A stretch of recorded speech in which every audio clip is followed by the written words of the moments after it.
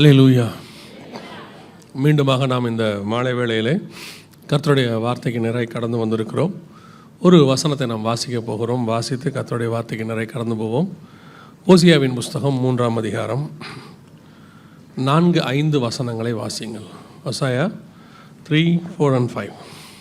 இஸ்ரவேல் புத்திரர் அநேக நாள் ராஜா இல்லாமலும் அதிபதி இல்லாமலும் பலி இல்லாமலும் சிலை இல்லாமலும் ஏபோத் வஸ்திரம் இல்லாமலும் தேராபீம் இல்லாமலும் இருப்பார்கள்.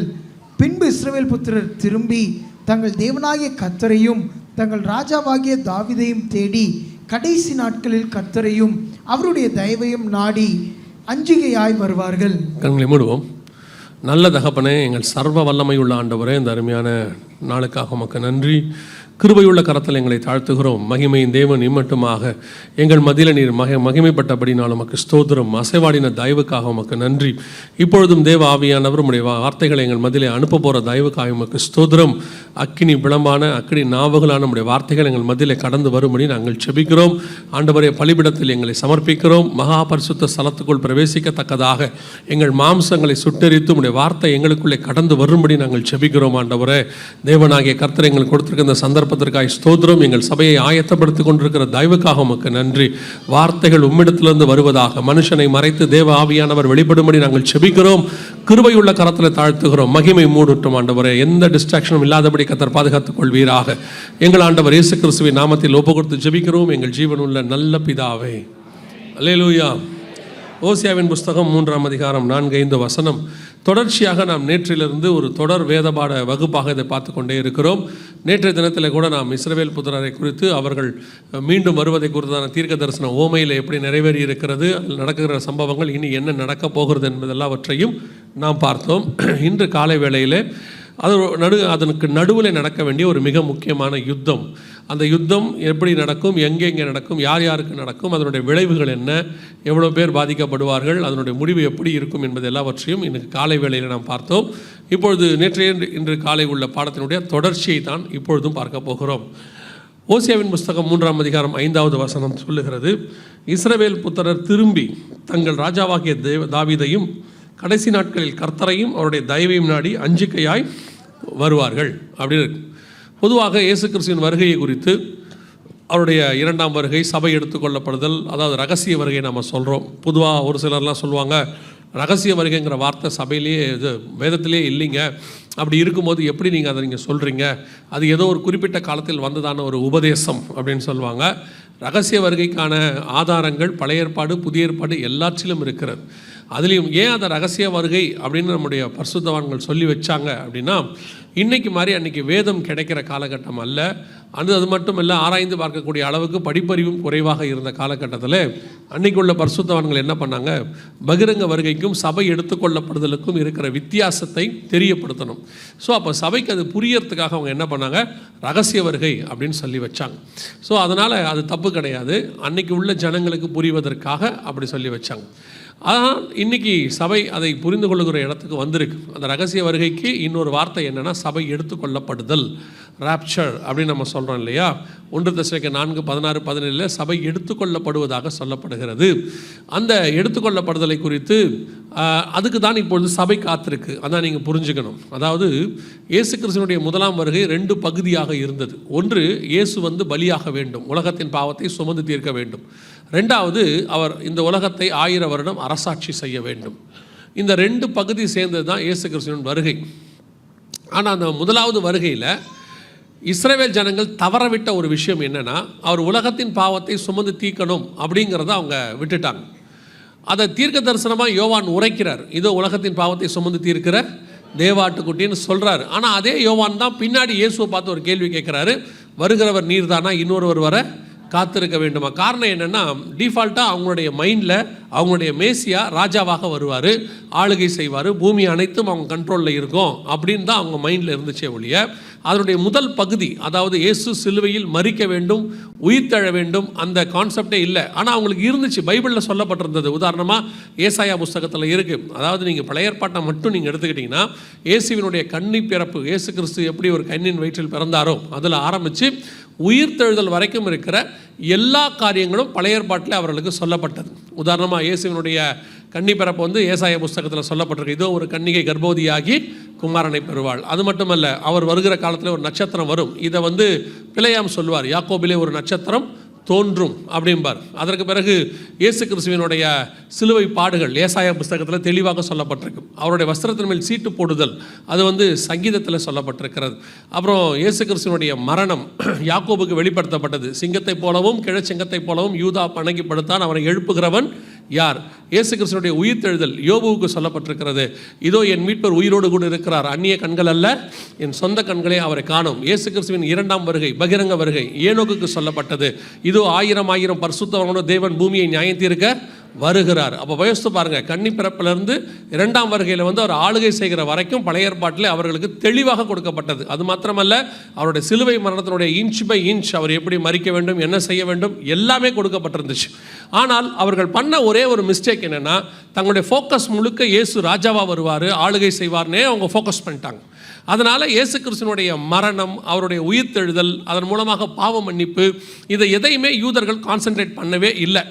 அதனால தான் இயேசு திருப்பி இருக்கும்போது ஒன்று சொல்லிக்கிட்டே இருப்பார் யூதர்களை பார்த்து, வேத வாக்கியத்தை ஆராய்ந்து பாருங்கள், அது என்னை குறித்து சாட்சி கொடுக்கிறது, நான் அது என்னை பற்றி சொல்லப்பட்டிருக்கிறது அப்படின்னு சொல்லுவார்.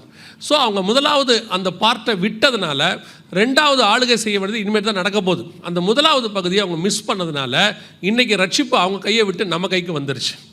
இப்போது திருச்சபை பண்ணக்கூடிய தப்பு என்ன அப்படின்னு பார்த்தீங்கன்னா, இயேசு கிறிஸ்துவினுடைய இரண்டாம் வருகையும் 2 பகுதியாக இருக்கிறது. ஒன்று சபை எடுத்துக்கொள்ளப்படுதல், இன்னொன்று இயேசு கிறிஸ்துவின் பகிரங்க வருகை. இப்போவும் சபை என்ன பண்ணிக்கிட்டு இருக்குன்னா, இயேசுவின் பகிரங்க வருகைக்கு காத்திருக்கிறது. பெரும்பான்மையான சபை இயேசுவின் வருகையை மறுதலிக்கிற சபைகள் வரைக்கும் வந்துடுச்சு. இயேசு வரமாட்டாரு அப்படின்னு மறுதலிக்கிற வரைக்கும் சபை வந்துடுச்சு. சில சபைகள் இயேசு கிறிஸ்துவினுடைய பகிரங்க வருகையை நம்புகிறது, ரகசிய வருகை இல்லை அப்படின்னு சொல்லக்கூடிய சபைகள் இருக்கிறது. ரகசிய வருகை இருக்கிறது, ஆண்டவர் வரப்போகிறார், சபை எடுத்துக்கொள்ளப்பட போகிறது அப்படின்னு சொல்லி தமிழ்நாட்டில் ரொம்ப அதிகமாக பிரசங்கம் பண்ண சில ஊழியர்கள் இருக்கிறார்கள். அவர்களை பார்த்து தான் நாங்கள் எல்லாருமே இந்த சத்தியத்தை அறிந்து கொண்டு அதை பின்பற்றினோம். அவருடைய சந்ததியில் வந்த ஒரு சிலரெல்லாம், அந்த மாதிரி ஊழியக்காரருடைய சந்ததியில் வந்த அவருடைய பிள்ளைகள் 2வது தலைமுறை 3வது தலைமுறையில் இருக்கிறவர்களோடு கூட இப்பொழுது நாங்கள் ஊழியம் பண்ணி கொண்டிருக்கிறோம். ஆனால் அவர்களோடு கூட உட்கார்ந்து பேசும்போது அந்த பிள்ளைகள், பேரப்பிள்ளைகள், அவர்கள் சொல்லுகிறார்கள், எங்களுக்கு இயேசுவினுடைய அந்த ரகசிய வருகையில் எனக்கு வந்து நான் தனிப்பட்ட முறையில் ஒருத்தரோட பேசுனதை சொல்கிறேன். அவர் சொல்கிறாரு, எனக்கு நம்பிக்கை இல்லை அப்படின்னாரு. எனக்கு ஆச்சரியமாயிருச்சு. நான் அவர்கிட்ட சொன்னேன், நாங்கள் உங்கள் தாத்தா உங்கள் அப்பாவுடைய செய்திகளை கேட்டு தான் நாங்களே வளர்ந்தோம். அப்போ அவர் சொன்னார், அவங்களாம் ஓல்டு ஸ்கூல், அவங்களாம் பழைய ஸ்கூல், அவங்க என்னை பொறுத்த வரைக்கும் இயேசு வருவார் வரமாட்டார், 2லையுமே நம்பிக்கை இல்லைன்னார்.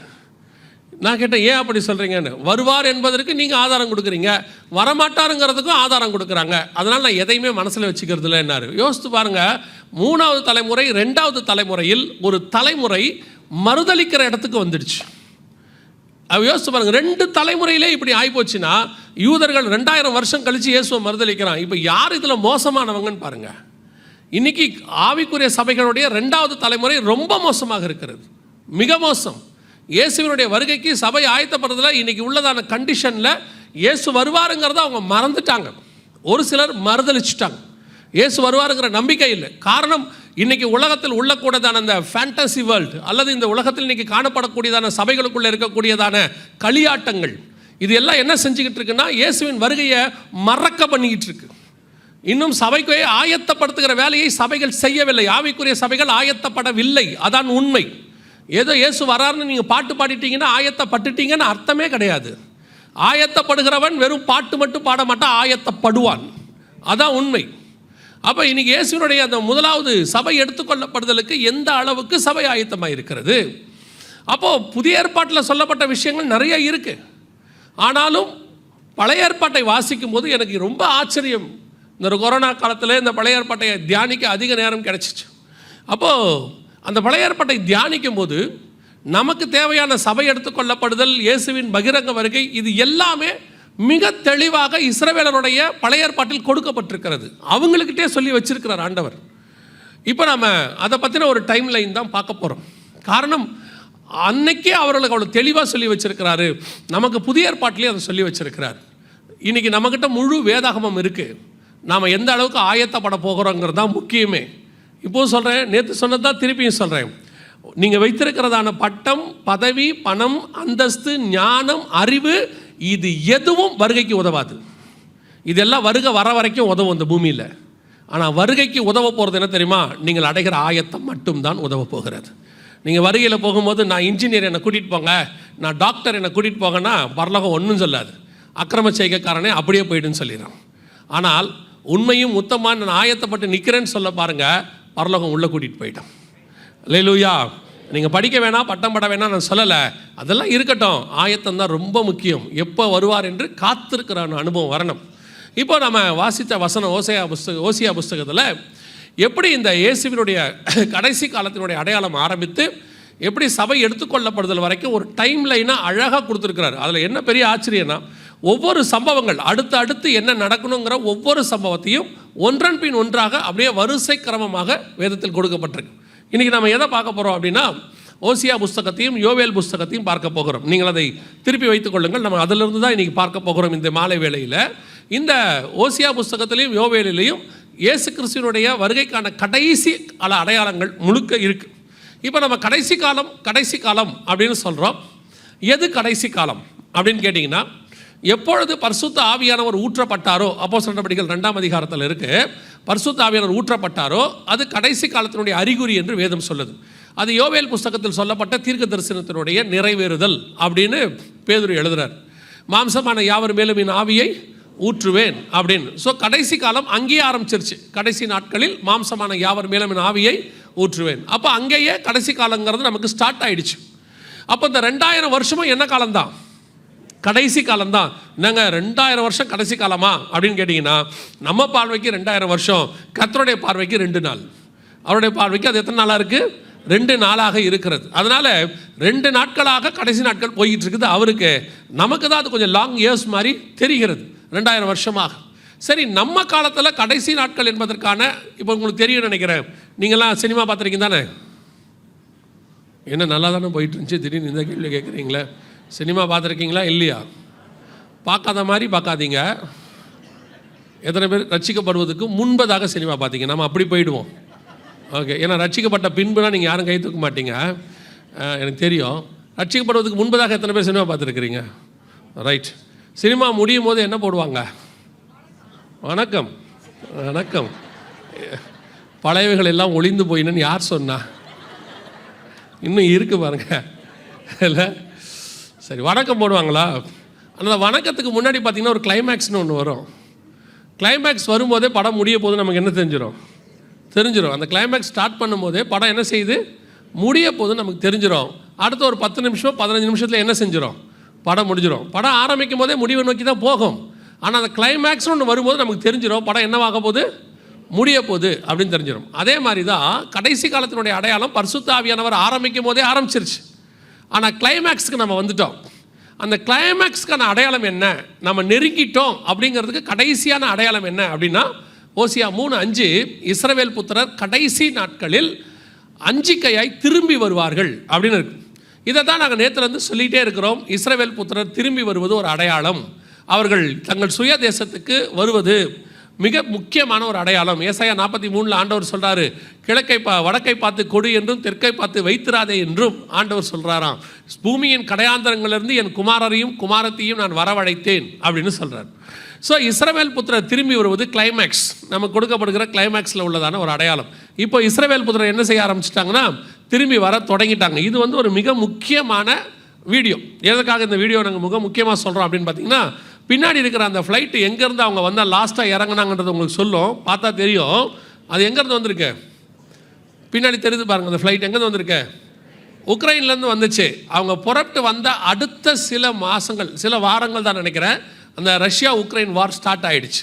த லாஸ்ட் பேட்ச் இவங்க அழகாக இறங்கிட்டாங்க. அதற்கு பிறகு அங்கேருந்து வந்தாங்க நிறைய பேர், உலகம் முழுக்க, நம்ம நாட்டிலேருந்து கூட கொஞ்சம் பேர் வந்து சேர்ந்தாங்க. உக்ரைன்லேருந்து படிச்சுட்டு இருந்த பிள்ளைங்கள்லாம் எவ்வளோ கஷ்டப்பட்டு வந்தாங்கன்னு உங்கள் எல்லாருக்கும் தெரியும். இது ஒரு அடையாளமாக உக்ரைன்லேருந்து வந்ததான ஒரு பேட்ச். இது 1948 இந்த பக்கம் இருக்கக்கூடியது. 1948லேருந்து 2021-22 வரைக்கும் அந்த ஜனங்கள் திரும்பி வந்துக்கிட்டே இருக்கிறாங்க. ஓசியா 3ஆம் அதிகாரத்தில் உள்ள 5வது வசனம் நம் கண்களுக்கு முன்பாக துல்லியமாய் நிறைவேற ஆரம்பித்து விட்டது. ஸோ அந்த 48லேருந்து அவங்க வந்த பிறகு இஸ்ரவேல் ஜனங்கள் அந்த இஸ்ரவேல் தேசத்தில் என்னென்ன காரியங்கள் எல்லாம் நடக்கும், அதோடு கூட வருகை எப்போ வரும் அப்படிங்கிறது ஓசியா 3ஆம் அதிகாரத்திலிருந்து அப்படியே பார்த்துக்கிட்டே வருவோம். இப்போ இவங்க வந்த பிறகு அந்த தேசம் எப்படி இருக்கும், அதுக்கு பிறகு என்ன நடக்கும் அப்படிங்கிறத நீங்கள் தெரிஞ்சுக்கணுன்னா 9ஆம் அதிகாரம், ஓசியாவின் புஸ்தகம் 9ஆம் அதிகாரம் 4வது வசனத்தை வாசிங்க.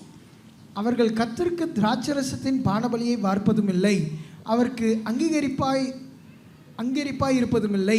அவர்களுடைய பலிகள் அவர்களுக்கு துக்கம் கொண்டாடுகிறவர்களின் அப்பத்தை போல இருக்கும், அதை புசிக்கிற யாவரும் தீட்டுப்படுவார்கள். அவர்களுடைய அப்பம் அவர்களுக்கே ஆகும், அது கர்த்தருடைய ஆலயத்தில் வருவதில்லை. அதாவது இஸ்ரவேல் ஜனங்கள் திரும்பி வந்த பிறகு நடக்கிற சம்பவத்தில் ஒன்று என்னென்னா, அந்த வசனத்தை ஸ்குவீஸ் பண்ணி அப்படியே உங்களுக்கு 2 லைனில் சொல்லணும்னா என்ன சொல்லுதுன்னா, அப்பமும் ரசமும் ஆலயத்துக்குள் வராது என்று வேதம் சொல்லுது. அப்பமும் ரசமும் ஆலயத்துக்குள்ளே வராது அப்படின்னு பைபிள் சொல்லுது.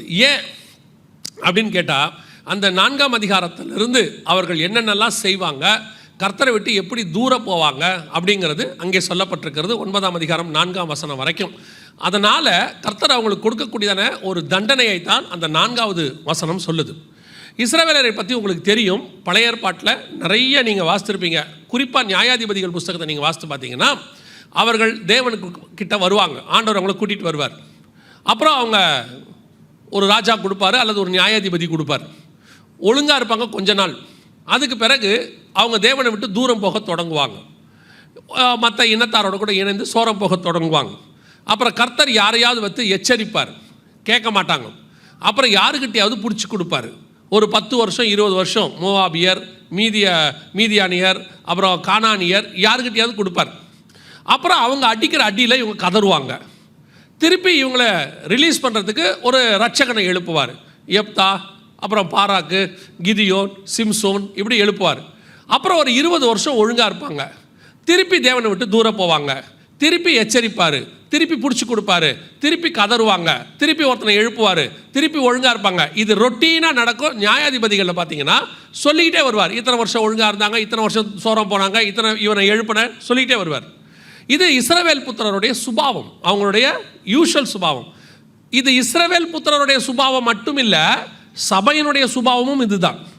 சபையும் அப்படித்தான். ஏதோ ஒரு பிரச்சனை வந்த உடனே ஆண்டவர்கிட்ட ஓடி வர்றது, உபவாசம், கதறது, ஜெபிக்கிறது, ஆண்டவரே ஃபேமிலியாக வந்துடுறது. கொஞ்சம் நல்லா ஆன உடனே அதுக்கப்புறம் ஆண்டவர் விட்டு ரொம்ப தூரம் போயிடுது. திருப்பி ஆண்டவர் உணர்த்துவார், கேட்கறது இல்லை, திருப்பி எதையாவது ஒரு அடி கொடுப்பாரு, திருப்பி ஓடி வர்றது. எனக்கு ஏன் இப்படியெல்லாம் நடக்குது, என் குடும்பத்தில் மாத்திரம் ஏன் நடக்குது. உடனே அதுக்கப்புறம் பார்த்தீங்கன்னா டயத்துக்கு சர்ச்சுக்கு வருவாங்க, கதறுவாங்க, அப்புறம் இருப்பாங்க, நல்லா இருப்பாங்க. ஆண்டவரும் சரி மனம் திரும்பிட்டான் போல, சரி போனா போட்டோம், திருத்துல ஆண்டவர் இதை ஆசீர்வாதம் கொடுப்பாரு, திருப்பி தூரம் போயிடுவோம். நீங்கள் யோசித்து பாருங்கள், இப்போ ஃபஸ்ட் வீக் கம்யூனியன் எடுப்பீங்க இல்லையா, கம்யூனியன் இருக்குது தானே, கம்யூனியன் எடுப்பீங்க. அடுத்த மாதம் ஃபஸ்ட் வீக் கம்யூனியன் எடுக்கிறதுக்குள்ளே பர்ஃபெக்டாக எடுக்கிறவங்க எத்தனை பேர்? நம்மளே தான் கேட்குறேன். அடுத்த மாதம் கம்யூனியன் கொடுக்கும்போது கம்யூனியன் வாங்கி அப்படியே வாயில் போட முடியுதா? முடியாது. பாருங்களேன், கையில் வச்சுக்கிட்டு கெஞ்ச வேண்டியிருக்கு. நம்ம என்ன பண்ணுறோங்கிறது பக்கத்தில் இருக்கணும்னு தெரியக்கூடாது. ஏன்னா வாய் திறந்து சொன்னால் அவனுக்கு தெரிஞ்சு போயிடும். ஆண்டவரை நான் இவ்வளோ திருத்தனம் பண்ணியிருக்கேன் எனக்கு தெரியும் சொன்னால் அவனுக்கு தெரிஞ்சு போயிடும். அவன் பக்கத்தில் இருக்கவன் அவனை விட்டுருங்க. அவனும் நீங்கள் கண்ணை திறந்து பாருங்க, அவனும். ஏன்னா நம்ம யாருங்கிறது நமக்கு தான் நல்லா தெரியும், ஆண்டவருக்கு நம்மளை விட நல்லா தெரியும். ஒரு மாதமே ஒரு கம்யூனியனை ஒழுங்காக வாங்கி நம்மளால் என்ன செய்ய முடியல, வாயில் போடவே முடியல. அதனால தான் பரிசுத்தவான்கள் என்ன பண்ணிட்டாங்கன்னா, இந்த கம்யூனியன் அன்றைக்கி நீங்கள் வச்சுக்கிட்டு கதறதை அவங்க பார்க்குறாங்க. என்ன எல்லா பையலுக்கும் கை உதறது, ஏன் இப்படி இருக்கான்? திடீர்னு பார்த்தா கொஞ்சம் பேர் தான், அதாவது அவன் மனம் திரும்புகிற இடத்துக்கு உச்சத்துக்கு வந்துட்டான். சரி என்ன செய்யலான்னு அப்புறம் பரிசுத்தவான்கள் பார்த்து என்ன பண்ணாங்க, இந்த கம்யூனியனுக்கு முந்தின நாள காத்திருப்பு கூட்டம்னு வச்சுட்டாங்க, சுத்திகரிப்பு கூட்டம் அப்படின்னு வச்சுட்டாங்க. அங்கே வந்து நீ கதறது ஜெபிக்கிறதெல்லாம் பண்ணிக்க, எல்லாத்தையும் முடிச்சு ஞாயிற்றுக்கிழமை தயவு செஞ்சு ஒழுங்காக வந்து வாங்க அப்படின்னு இந்த பரிசுத்தவான்கள். ஏன் சுத்திகரிப்பு கூட்டம் யோசித்து பாருங்க, மாதத்துக்கு ஒரு தடவை தான். அந்த ஒரு தடவை கம்யூனியன் வாங்கிறதுக்கே சுத்திகரிப்பு தேவைப்படுது பாருங்க. ஏன்னு சொன்னால் நம்மளால் ஒரு மாதமே என்ன செய்ய முடியல, கர்த்தருக்குள்ளே ஒழுங்காக நிற்க முடியல. சில ஆட்கள்லாம் கம்யூனியன் வாங்குற வரைக்கும் தான் ஒழுங்காக இருப்பான். அதில் ஒரு சிலர்லாம் இருப்பாங்க பாருங்க, கம்யூனியன் வாங்க வரும்போது கர்த்தர் சமாதானமாக இருக்க சொன்னாராம். சண்டை போட்டுட்டு என்ன எடுக்க முடியாது, கம்யூனியன் எடுக்க முடியாது. அதனால் வரும்போது சம்மந்தமே இல்லாமல் மனைவிக்கிட்ட சமாதானமாகும். என்னம்மா மத்தியானம் என்னம்மா சாப்பாடு?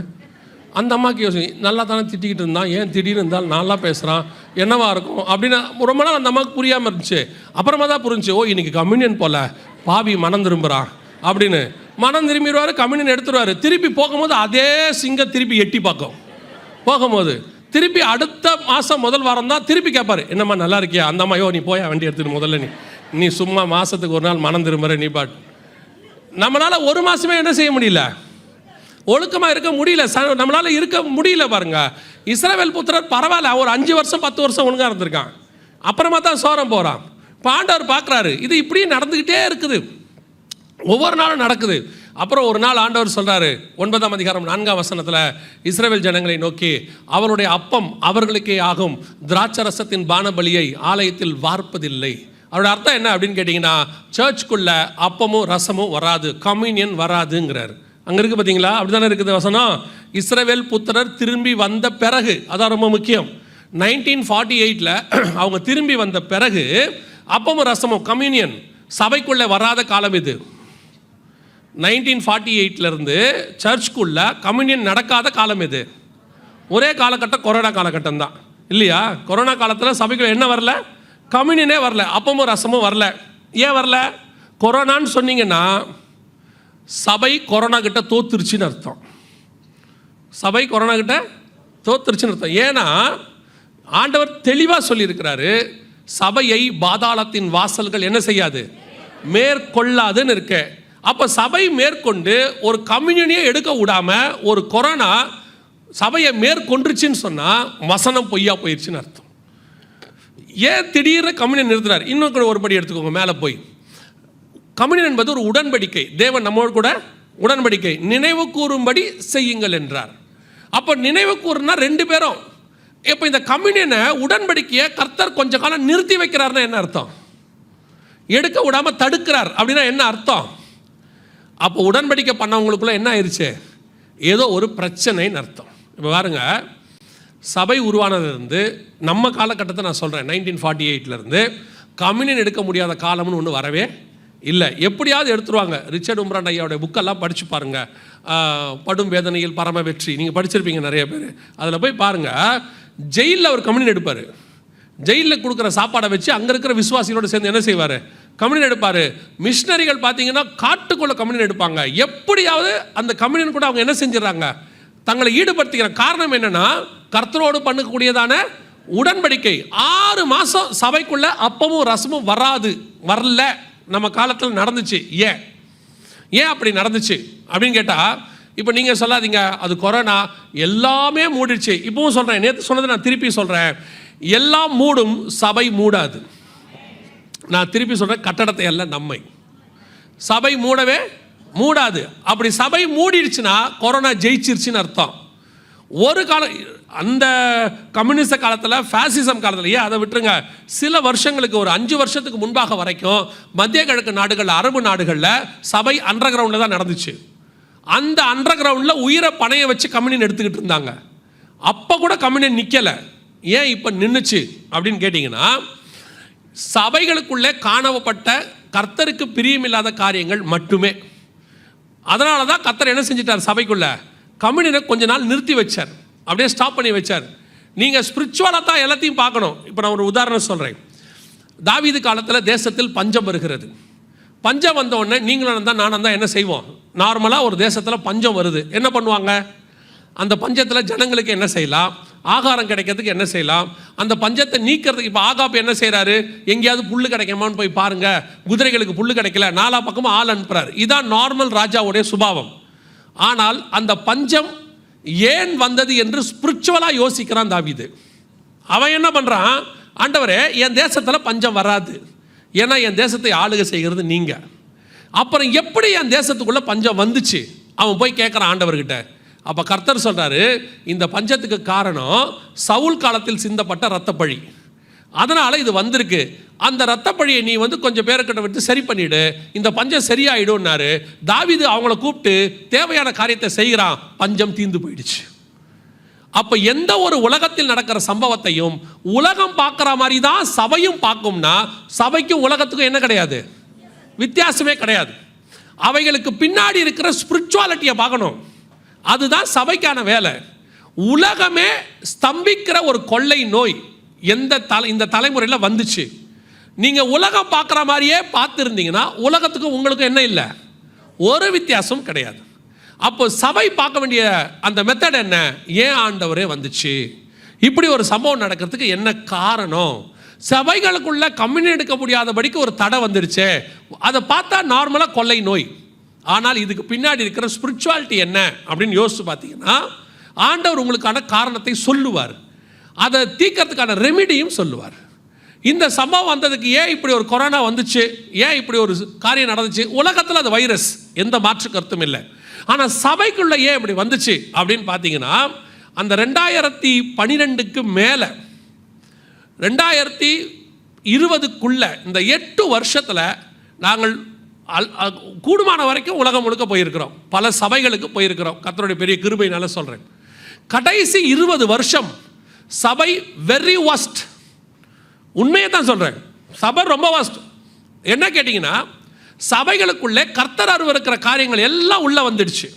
அத்தனையும் நான் நேற்று உங்களுக்கு சொன்னேன், இன்றைக்கும் சொல்கிறேன். சபைகள் உலகத்துக்கு ஒத்த வேஷம் தரிக்க ஆரம்பிச்சிருச்சு. சபை காம்ப்ரமைஸ் ஆக தொடங்கிருச்சு. ஜனங்களை தக்க வைக்கிறதுக்கு என்ன பண்ணணும்னு பார்த்துருச்சு.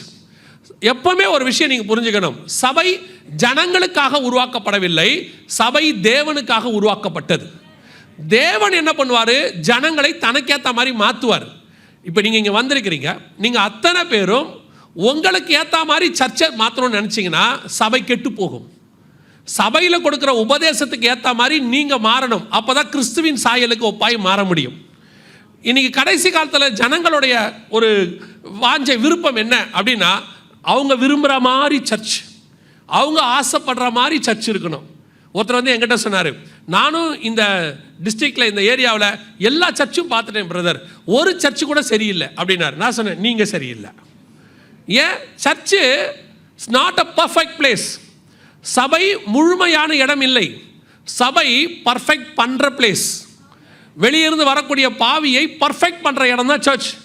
இங்கே முழு பாவி இருப்பான், அரை பாவி இருப்பான், முக்கா பாவி இருப்பான், கால் பாவி இருப்பான், 4-5 பரிசுத்தவானும் இருப்பான். நீங்கள் என்ன நினைக்கக்கூடாது, நான் சர்ச்சுக்கு போனேன், அங்கே நான் பார்த்தேன், அங்கே ஒரு சில பிரதர்ஸ்லாம் இருக்காங்க, ரொம்ப மோசமான ஆள். பின்ன இங்கே யார் இருப்பான்னு நினைக்கிறீங்க? இங்கே ஏனோக்கும் பவுலுமா உட்காந்துருப்பாங்க. அப்புறம் உட்காந்துட்டு அவங்களுக்கு சர்ச்சில் என்ன வேலை இருக்குது? இப்போ நீங்கள் சொல்கிறது எப்படி இருக்குன்னா, நான் மதுரையில் உள்ள ஜிஹெச் ஹாஸ்பிட்டலுக்கு உள்ளே போனேன், ஒரே பேஷண்ட்டாக இருக்காங்க. ஹாஸ்பிட்டலுக்கு உள்ள பேஷண்ட் எல்லாமே யார் இருப்பான்? வெறும் டாக்டர்ஸும் நர்ஸும் இருக்கணும்னா அதுக்கு பேர் ஹாஸ்பிட்டலாக இருக்காதே. சபை எதுக்கு உருவாக்கப்பட்டிருக்கு? பாவிகளை தேவசாயலாய் மாற்றுவதற்காக, பாவிகளை பரிசுத்தவான்களை மாற்றுறதுக்கு. இங்கே வந்தால் கொஞ்சம் பேர் அப்படி இப்படி தான் இருப்பாங்க, அவங்கள மாற்றுறதுக்கு கொஞ்சம் கொஞ்சமாக. இப்போ யோசிச்சு பாருங்க, இன்னைக்கு நம்ம நல்ல பேர் வாங்கின எத்தனையோ மூப்பர்கள் இங்கே இருப்பாங்க, பரிசுத்தவான்கள் இருப்பாங்க. இவங்க வந்த முதல் 5 வருஷம் எப்படின்னு பாஸ்டர் கேட்டால் தான் தெரியும். உண்மை அதுதான். பாஸ்டர் அன்பாக பேசுவார், தட்டி கொடுப்பாங்க, அப்படி கொஞ்சம் கொஞ்சமாக தட்டி கிட்டிலாம் அது என்ன பண்ண முடியும்? சரி பண்ணி இன்றைக்கி அவங்க பரிசுத்தவான்கள் மூப்பராக மாறி இருக்காங்க. ஸோ வரும்போது அவங்க அப்படி தான் இருப்பாங்க.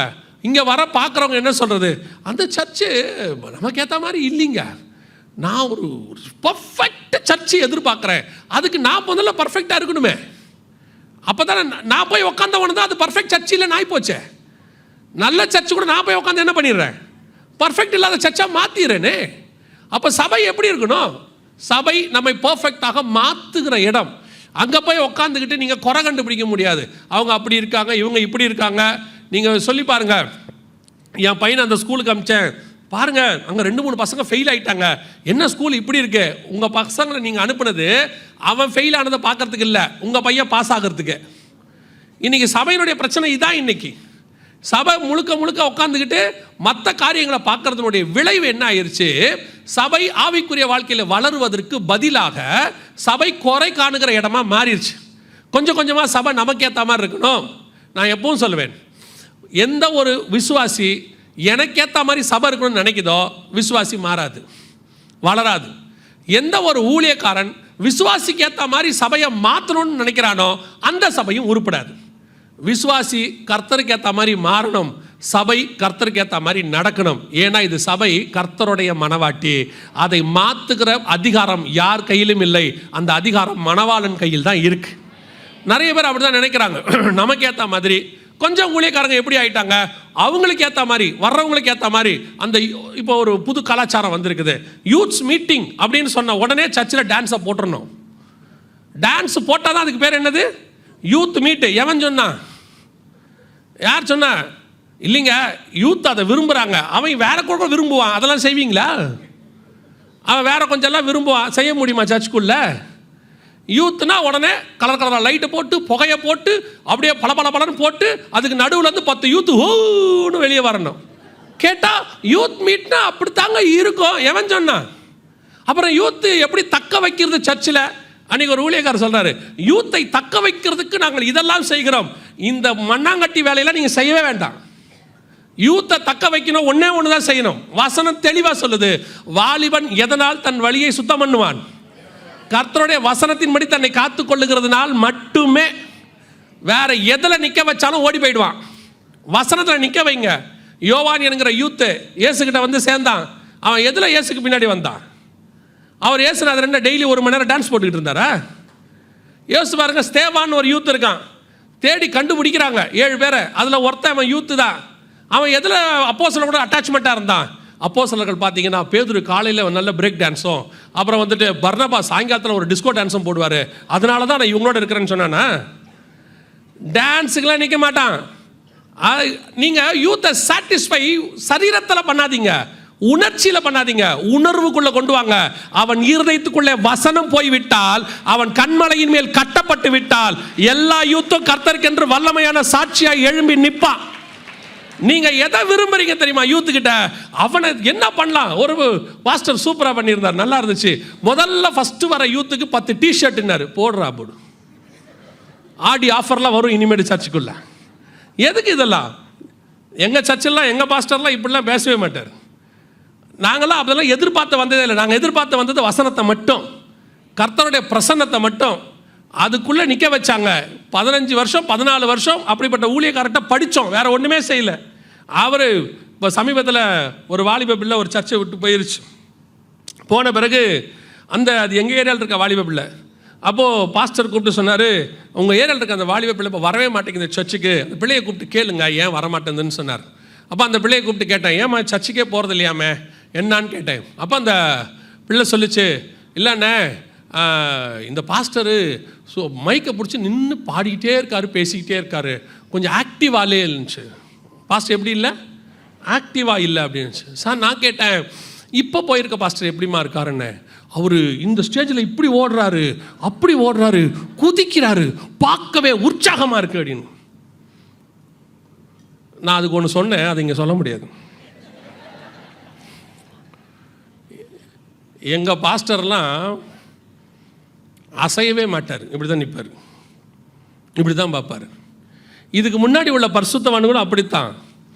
நல்லா தெரிஞ்சுக்கொள்ளுங்க. இப்போ என்ன சொல்கிறாங்க எல்லாரும், ஒன்று காலகட்டம் மாறிடுச்சு, வி ஆர் இந்த மாடர்ன் ஏஜ். இந்த மாடர்ன் ஏஜில் நம்ம என்ன செய்யணும்? காலத்துக்கு ஏற்ற மாதிரி நடத்தணும்னு. நான் இப்பவும் சொல்கிறேன், நாங்கள் இந்த சேஞ்சஸை ஏற்றுக்கொள்ளாத ஆட்கள்லாம் இல்லை. சபைக்குள்ளே உலகம் வரக்கூடாதுன்னு சொன்ன உடனே ஒரு தேர்ந்த ஒரு பைபிள் டீச்சர் அதுக்கு பதில் சொல்கிறார். ஒருத்தர் சொல்கிறாரு, சபைக்குள்ளே உலகம் வரக்கூடாதுன்னு. இப்போ சபைக்குள்ளே ஏசி வரலையா? சபைக்குள்ளே லைட்டு வரலையா? சபைக்குள்ளே மைக்கு வரலையா? அப்போ சபைக்குள்ளே உலகம் வரலையான்னு கேட்குறாரு. இதா உலகம்? இதா உலகம்? எனக்கு அவர் மேலே அந்த மரியாதையே போயிடுச்சு. ரொம்ப மதிச்சுக்கிட்டு இருந்தேன் அவரை. இது உலகம் அல்ல. உலகம் எதுன்னு வசனம் சொல்லுது. யோவானில் எழுதும் 1 யோவானில் எழுதும்போது சொல்கிறாரு, கண்களின் இச்சை, ஜீவனத்தின் பெருமை, மாம்சத்தின் இச்சை, இவைகளெல்லாம் உலகத்தில் உண்டானவைகள். அதுதான் உள்ளே வரக்கூடாதுன்னு சொல்கிறோம். இப்போ பாருங்கள், நம்ம கம்ப்யூட்டர் வேணாங்கிறோமா? வைஃபை வேணாங்கிறோமா? லைவ் வேணாங்கிறோமா? இல்லை சொல்லல. இப்போ யோசிச்சு பாருங்கள், இயேசு காலத்தில், அதாவது மோசே காலத்தில் நியாயப்பிரமாணத்தை எழுதுனாங்க. எதில் எழுதுனாங்க? கற்பலகைகளை எழுதுனாங்க. அதற்கு பிறகு நியாயப்பிரமாணம் தோல் சுருளில் எழுதப்பட்டது. இப்போ நம்ம காலத்தில் வசனம் பேப்பரில் எழுதப்பட்டது, நம்ம ஜென்ரேஷனில். இப்போ வசனம் காற்றுல எழுதப்படுது. எல்லாமே டிஜிட்டல் தானே, எல்லாமே க்ளவுடில் வச்சுருக்கீங்கள. கல்லில் எழுதப்பட்ட காலம் இருந்துச்சு, தோல் சுருளில் எழுதப்பட்ட காலம் இருந்துச்சு, பேப்பரில் எழுதின காலம் இருந்தது, காற்றுல எழுதுகிற காலம்ங்கிறது. இந்த எழுதுகிற மோடு மாறும், வசனம் என்னைக்கும் மாறவே மாறாது. மோசே காலத்தில் இன்னைய வரைக்கும் வசனம் அதுதான். நீங்கள் மோட மாற்றுங்க, வசனத்தை மாற்றாதீங்க. இன்னைக்கு மோட மாற்றுறதுக்கு பதிலாக வசனத்தை மாற்றிக்கிட்டான். ஸ்பிரிச்சுவாலிட்டியை மாற்றக்கூடாது. நீங்கள் டெக்னாலஜியை மாற்றிக்கோங்க. ஏன்னா தேவைப்படுது. அன்னைக்கு 4 பேர் உட்காந்துருந்தாங்க, மைக் தேவையில்ல. இன்னைக்கு 4000 பேர் உட்காந்துருக்காங்க, மைக் தேவைப்படுது, ஸ்பீக்கர் தேவைப்படுது. ஆனால் இங்கே கொடுக்குற பிரசங்கம் மாறக்கூடாது, அது அப்படியே தான் இருக்கணும். ஏன்னா வசனமும் சரி, இயேசுவும் சரி, அவருடைய மனவாட்டியும் சரி, நேற்றும் இன்றும் என்றும் மாறாததாக இருக்கணும். அதான் கர்த்தருடைய சாயல். இன்னைக்கு உங்களுக்கு ஏற்ற மாதிரி சர்ச் மாறணும், சர்ச்சு உங்களுக்கு ஏற்ற மாதிரி மாறுது, ஆளுக்கு ஏற்ற மாதிரி ப்ரோக்ராம்ஸ் மாறுது, ஆட்டம் மாறுது, கொண்டாட்டம் மாறுது, எல்லாம் மாற ஏன்னா உங்களை தக்க வைக்கணுன்றதுக்காக. விசுவாசிகளுக்கு சொல்றேன், church is not the place of entertainment, church is the place of transformation. இது களியாட்டமோ அல்லது சந்தோஷமாய் நீங்கள் குதிக்கிறதுக்கான இடம் இல்லை. இது கிறிஸ்துவை போல மறுரூபமாக்குவதற்கான இடம்.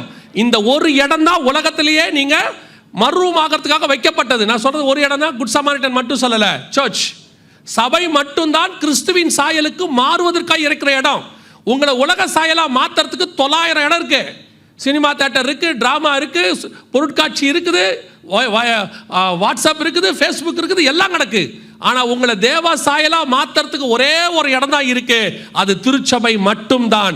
இந்த திருச்சபை கிறிஸ்துவின் சாயலுக்கு மாற்றுவதற்கு தான் உங்களுக்கே தவிர உங்க சாயலுக்கு சபை மாறக்கூடாது. அப்படி மாறினா என்ன ஆகும்? அந்த அடையாளத்தை தான் கர்த்தர் செஞ்சு காட்டினாரு. அப்பமும் ரசமும் உடன்படிக்கையை ஸ்டாப் பண்ணிட்டார், நிறுத்தி வச்சிரு, கொஞ்ச நாளைக்கு நிக்கட்டும். அப்போ இந்த காரியத்தை 2020 லாக்டவுன் போட்ட உடனே ஆண்டவர் உணர்த்தின போது ஆன்லைனில் யூடியூப்பில் இந்த மெசேஜை சொன்ன உடனே ஒரு மூத்த ஊழியர் என்ன பண்ணார், மறுநாள் வீடியோ போட்டார்.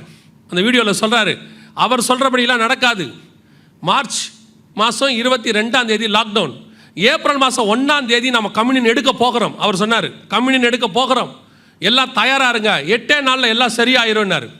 அதுக்கு அடுத்த நாள் வீடியோ போடுறதுக்கு நாங்கள் ரெடி ஆகிட்டு ஆவியானவர் சொன்னார், அவங்ககிட்ட சொல்லு 6 மாதம் சர்ச்சு திறக்காதுன்னு. அந்த வீடியோ இருக்குது, நீங்கள் வேணால் போய் பாருங்கள். 23 மார்ச் மாதம் 24 போட்ட வீடியோ. ஆண்டவர் சொன்ன வார்த்தை, 6 மாதம் சர்ச்சு திறக்காது. கரெக்டாக சபை எப்போ திறந்துச்சு தெரியுமா? செப்டம்பர் மாதம் 1 தான் சபை திறப்பதற்கு அனுமதி கொடுக்கப்பட்டது. கர்த்தர் சபையை மூடி போட்டார். காரணம் என்ன? சபைக்குள்ளே கர்த்தருக்கு பிரியமில்லாத அருவருப்புகள், கர்த்தருக்கு பிரியமில்லாத ஆட்டம், கொண்டாட்டம், பாட்டம் எல்லாம் சபை. அதாவது இஸ்ரவேல் ஜனங்களை பார்த்தீங்கன்னா, மோசே மலைக்கு மேலே போயிடுவார், கீழே இவங்க என்ன பண்ணிக்கிட்டு இருந்தாங்களாம்? புசித்து குடித்து புசிக்கவும் குடிக்கவும் உட்கார்ந்து விளையாடவும் எழுந்திருத்தார்கள். சரி, இது பழைய ஏற்பாட்டில்ங்க, புதிய ஏற்பாடு அப்படிலாம் இல்லை. கிருபை என்ன இருக்கு? இந்த காலகட்டத்தை மாதிரி இந்த கிருபையை கேவலப்படுத்துகிற காலகட்டம் வேறு ஒன்றுமே கிடையாது. பண்ணுற அநியாயத்தில் பண்ணிவிட்டு கிருபை என்ன வேணால் செய்யலாம், ஆனால் கிருபை எவன் சொன்னான்? புதிய ஏற்பாட்டில் இன்னும் ஸ்ட்ராங், பழைய ஏற்பாட்டை விட புதிய ஏற்பாடு இன்னும் ஸ்ட்ராங். புசிக்கவும் குடிக்கவும் உட்கார்ந்து விளையாடவும் எழுந்திருத்தார்கள. 1 கொரிந்தியர் 10 பவுல் எழுதுறாரு, அதே காரியத்தை திருப்பி எழுதுறாரு. அவர்கள் புசிக்கவும் குடிக்கவும் உட்கார்ந்து விளையாடவும் எழுந்திருத்தார்கள், அவர்களில் அநேகர் வனாந்தரத்தில் மாண்டு போனார்கள். இப்பவும் சொல்றேன், சபைக்குள்ள கர்த்தருக்கு பிரியமில்லாத காரியம் நடக்கக்கூடாது. சபை சந்தோஷமான இடம். என்ன சந்தோஷம் தெரியுமா? பரலோகத்தின் சந்தோஷத்தை வெளிப்படுத்துகிற இடம். இது வேற எங்கேயுமே கிடைக்காது. நாங்கள்லாம் சபைக்கு வரும்போது அவ்வளோ இன்ட்ரெஸ்டாக ஜாலியாக ஓடி வருவோம். சங்கீதக்காரன் சொல்கிறான்ல, வாருங்கள் ஆலயத்துக்கு போவோம் என்ற போது நான் 6 மணிக்கு ஆராதனைனா 5:45 வந்துடுவோம். அப்போல்லாம் உங்களை மாதிரி நமக்கு இப்போ இருக்கிற மாதிரி ஒரு ஏசியோ அல்லது சேரோலாம் கிடையாது. எங்கள் சபை ஆரம்பத்துலலாம் பாய் போடுற சபை தான். அப்புறமா தான் ஏசி வந்துச்சு, சேர்லாம் வந்துச்சு. அந்த பாயை போடுறதுக்கு நாங்கள் ஓடுவோம். முடிச்சுட்டு பாயை சுருட்டி வைக்கிறது எங்கள் ஒரு வேலை. சபைக்கு ஓடுறதுங்கிறது அவ்வளோ ஒரு சந்தோஷமான இடம். காரணம், அங்கே டான்ஸ் கிடையாது, பாட்டு கிடையாது, கூத்து கிடையாது, ஒன்றும் கிடையாது. அங்கே பாடப்படுகிற தேவனுடைய மகிமை நிறைந்த பாடல்களும் ஆராதனையும், அதோடு கூட கர்த்தருடைய வார்த்தையும், அதுதான் கட்டப்பட்டதுக்கு. அன்னைக்கு பரிசுத்தவான்கள் அப்படி விதை போட்டதுனால நான் சொல்கிறேன், கர்த்தருடைய கிருபையினால் இன்னைக்கு ஊழியக்காரனாய் நாங்கள் வந்து நின்று கொண்டிருக்கிறோம். நீங்கள் அதே மாதிரி விதை இன்னைக்கு போட்டிங்கன்னா அடுத்த ஜென்ரேஷனில் நல்ல ஊழியக்காரர்கள் வந்து நிற்பாங்க. இன்னைக்கு இருக்கிறவனை சாட்டிஸ்ஃபை பண்ணுறதுக்கு சபை நடக்கக்கூடாது. அடுத்த தலைமுறை உருவாக்குறதுக்கு தான் சபை நடக்கணும். கர்த்தர் அதை செய்வதுக்கு தான் சபையை வச்சிருக்கிறார். அப்போது சபைக்குள்ள இது வந்த உடனே ஆண்டவர் நிறுத்திட்டார். அதனுடைய விளைவாக 6 மாதம் அப்பமும் ரசமும் வரல. ஒரு சிலர்லாம் அந்த காலகட்டத்தில் என்ன பண்ணாங்கன்னா, அதாவது நீங்கள் ஆண்டவர் ஒன்று செய்கிறாரு, அதை கேட்கணும், ஆண்டவர்கிட்ட போயிட்டு அதுக்கேற்ற மாதிரி மனம் திரும்பணும், மாற்றிக்கணும். அதான் நல்லது. பாருங்கள், இஸ்ரவேல் ஜனங்க என்ன பண்ணுவாங்க தெரியுமா? கானானுக்கு போ அப்படின்னு சொன்னால் உள்ளே போய் பார்த்துட்டு வந்து சொல்லுவான், ஐயோ உள்ள ராட்சதர்கள் இருக்கிறாங்க, உள்ளே போனால் உதப்பாங்க, நாங்கள் போக மாட்டோம்பான். சரி, ஆண்டவர் சொல்லுவார், சரி நீ போய் சுற்றி வா, ஒரு 40 வருஷம் கழிச்சு வா, அதுக்குள்ளே நான் இவனெல்லாம் க்ளோஸ் பண்ணி வைக்கிறேன்னு சொல்லுவார். இப்போ சொல்லுவான் 40 வருஷமா, அது முடியாது, நாங்கள் இப்போவே போகிறோம். கர்த்தர் போக சொன்ன போது இவன் என்ன செய்யலை, போல. சரி 40 வருஷம்னு கர்த்தர் போவேனான்ட்டார். இப்போ என்ன சொல்கிறான், நம்ம ஆட்களும் இன்றைக்கும் அப்படி தான். ஆண்டவர் ஒழுங்காக கம்யூனியன் கொடுத்துருந்த காலத்தில் கம்யூனியன் எடுக்கிறது இல்லை. கம்யூனியனில் ஒரு நிர்விசானம், ஒரு ஆயத்தம் கிடையாது. எடுக்கிறதுல அவ்வளோ ஒரு நிர்விசானம் இருந்துச்சு. சரி கர்த்தர் பார்த்தாரு, சரி கம்யூனியனை நிறுத்திடுவோம் கொஞ்ச நாளைக்கு, டெம்பரவரியா, நீங்கள் அதில் கொஞ்சம் மனம் திரும்பி எல்லாம் சரி வந்தோடனே நான் கொடுக்குறேன் அப்படின்னு ஆண்டவர் சொன்னால், உடனே நம்ம ஆளுக்கு கம்யூனியன் மேலே பாசம் பொத்துக்குச்சு. ஐயோ, கம்யூனியன் எடுக்காமல் ஏப்ரல் மாதம் எப்படி போகும் 2020? உடனடியாக எப்படி பாருங்க, ஆன்லைன் கம்யூனியன். நான் கம்யூனியன் வீட்டுக்கே டோர் டெலிவரி. உங்கள் வீட்டுக்கு நீங்கள் ஃபோன் பண்ணால் போதும், அப்பமும் ரசமும் வீடு தேடி வரும். எனக்கு பயங்கர ஆச்சரியம், என்னடா கம்யூனியன் மேலே இவங்களுக்கு இவ்வளோ பாசம், இப்படி கம்யூனியனை டோர் டெலிவரி பண்ணுற அளவுக்கு வந்துட்டாங்களே. அப்படின்னா கம்யூனியன் டோர் டெலிவரி பண்ணலாமான்னு யோசிக்கும் போதே கீழே போடுறாங்க, உங்களுக்கு கம்யூனியன் கொடுத்தாக்கி விட்டது, தசமா காணிக்கை இந்த அக்கௌண்ட்டுக்கு அனுப்பிடுங்க. இவன் ஏன் அனுப்புனாங்கிறத அப்போ தான் கண்டுபிடிச்சேன் நான். ஆண்டவர் ஒரு காரியத்தை நிறுத்த சொன்னால் என்ன பண்ணிடணும், நிறுத்திடணும். கொடுன்னு சொன்னால் அந்த நிறுத்த சொல்லும் போது ஆண்டவர்கிட்ட ஜெபம் பண்ணணும். ஆண்டவர் ஏன் நிறுத்த சொன்னீங்க, நாங்கள் என்ன தப்பு பண்ணோம், சபையை தரக்கு அனுமதி கொடுங்க அப்படின்னு நீங்கள் கேட்கும்போது கர்த்தர் என்ன பண்ணுவார், திருப்பி மனம் இறங்கி நினைவே ஜனங்களுக்கு இறங்கின மாதிரி இறங்க போகிறார். ஆனால் இங்கே அப்படி இல்லை. கம்யூனியன் இல்லாட்டி ஏன் கவலைப்படுறீங்க, நாங்கள் டோர் டெலிவரி பண்ணிடுறோம், ஸ்விக்கியில் அனுப்பி விட்டுறோம், நாங்கள் கொரியரில் அனுப்பிடுறோம். என்ன அநியாயங்கிறீங்க. இந்த கொரோனா வந்ததில் ஒரு சில காரியங்கள் ஸ்பிரிச்சுவலி ரொம்ப மோசமாயிருச்சு. அதில் ஒன்றும் கேட்டிங்கன்னா, இந்த ஆன்லைன் சர்ச் வந்துச்சு, இந்த ஆன்லைன் கம்யூனியன் வந்துச்சு, அதெல்லாத்தையும் தாண்டி ஆன்லைன் பேப்டிசம் வந்துச்சு.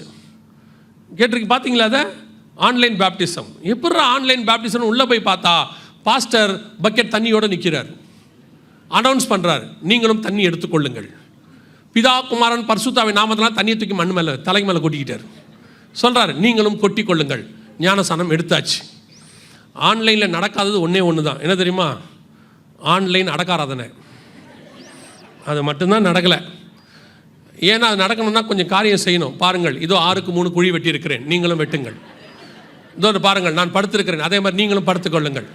இதோ என் மேல் மண்ணள்ளி போடுகிறார்கள், உங்கள் மேலேயும் மண்ணள்ளி போட்டுக்கொள்ளுங்கள். இந்த கொரோனா நேரத்தில் நடக்காத ஒரே ஒரு கொடுமை இந்த ஆன்லைனில் அடக்காராதனை மட்டும்தான். ஆண்டவர் ஒரு காரியத்தை நிறுத்துறாருன்னா முதல்ல நம்ம என்ன செய்யணும், அதுக்கு ஏன் நிறுத்துறாருன்னு கேட்கணும். பஞ்சம் வந்தால் ஏன் பஞ்சம் வந்துச்சுன்னு கேட்கணும். கொள்ளை நோய் வந்தால் ஏன் வந்துச்சுன்னு கேட்கணும். அதுதான் தேவ பிள்ளைகளுக்கும் உலகத்தில் உள்ளவங்களுக்கும் வித்தியாசம். ஆண்டவர் நிறுத்திட்டார். கர்த்தருடைய பெரிய கிருபை நான் உங்களுக்கு சொல்கிறேன். இந்த தமிழ்நாடு கேரளா இந்த 2 மேலேயும் எல்லாத்து மேலேயும் கர்த்தருடைய கிருபை இருக்குது. நான் இங்கே இருக்கிறதுனால சொல்கிறேன், நம்ம தமிழ்நாடுன்றதுனால இந்த தமிழ்நாடு மேலேயும் கேரளா மேலேயும் கர்த்தருடைய பெரிய கிருபை ஒன்று இருக்கிறது. இந்த யோசுவா சொல்வார், அவர்களை காத்த நிழல் விலகிற்று அப்படிம்பார் கானானியர்கிட்ட சொல்லும் போது. அப்படி ஒரு நிழல் உங்களையும் என்னையும் இன்னும் காப்பாற்றி கொண்டே இருக்கிறது. ஆல் ஓவர் இந்தியாவில் கம்பேர் பண்ணிங்கன்னா இந்த கேரளா மேலேயும் தமிழ்நாடு மேலேயும் ஒரு நிழல் இருக்க தான் செய்யுது. நான் இப்போத்தையும் சொல்லலை, ரொம்ப வருஷமாக சொல்கிறேன். இந்த தமிழ்நாட்டை எப்படியாவது பிடிச்சி அவங்க மாற்றி அந்த மாதிரி செஞ்சிடணும், இப்படி செஞ்சிடணும்னு சொல்லி அப்படியே தலையாய தண்ணி குடிக்குது ஒரு குரூப்பை. நீங்கள் புரிஞ்சுக்கிட்டாலும் சரி, புரிஞ்சிக்க விட்டாலும் சரி, அது உங்கள் இஷ்டம். தலையால தண்ணி குடிக்கிறாங்க, என்னென்னவோ பண்ணி பார்க்குறாங்க. ஆனால் இங்கே ஒன்று கூட விளங்க மாட்டேங்குது. நான் சொல்கிறது ஒன்று கூட விளங்கவே இல்லை, மொத்தம் போச்சு.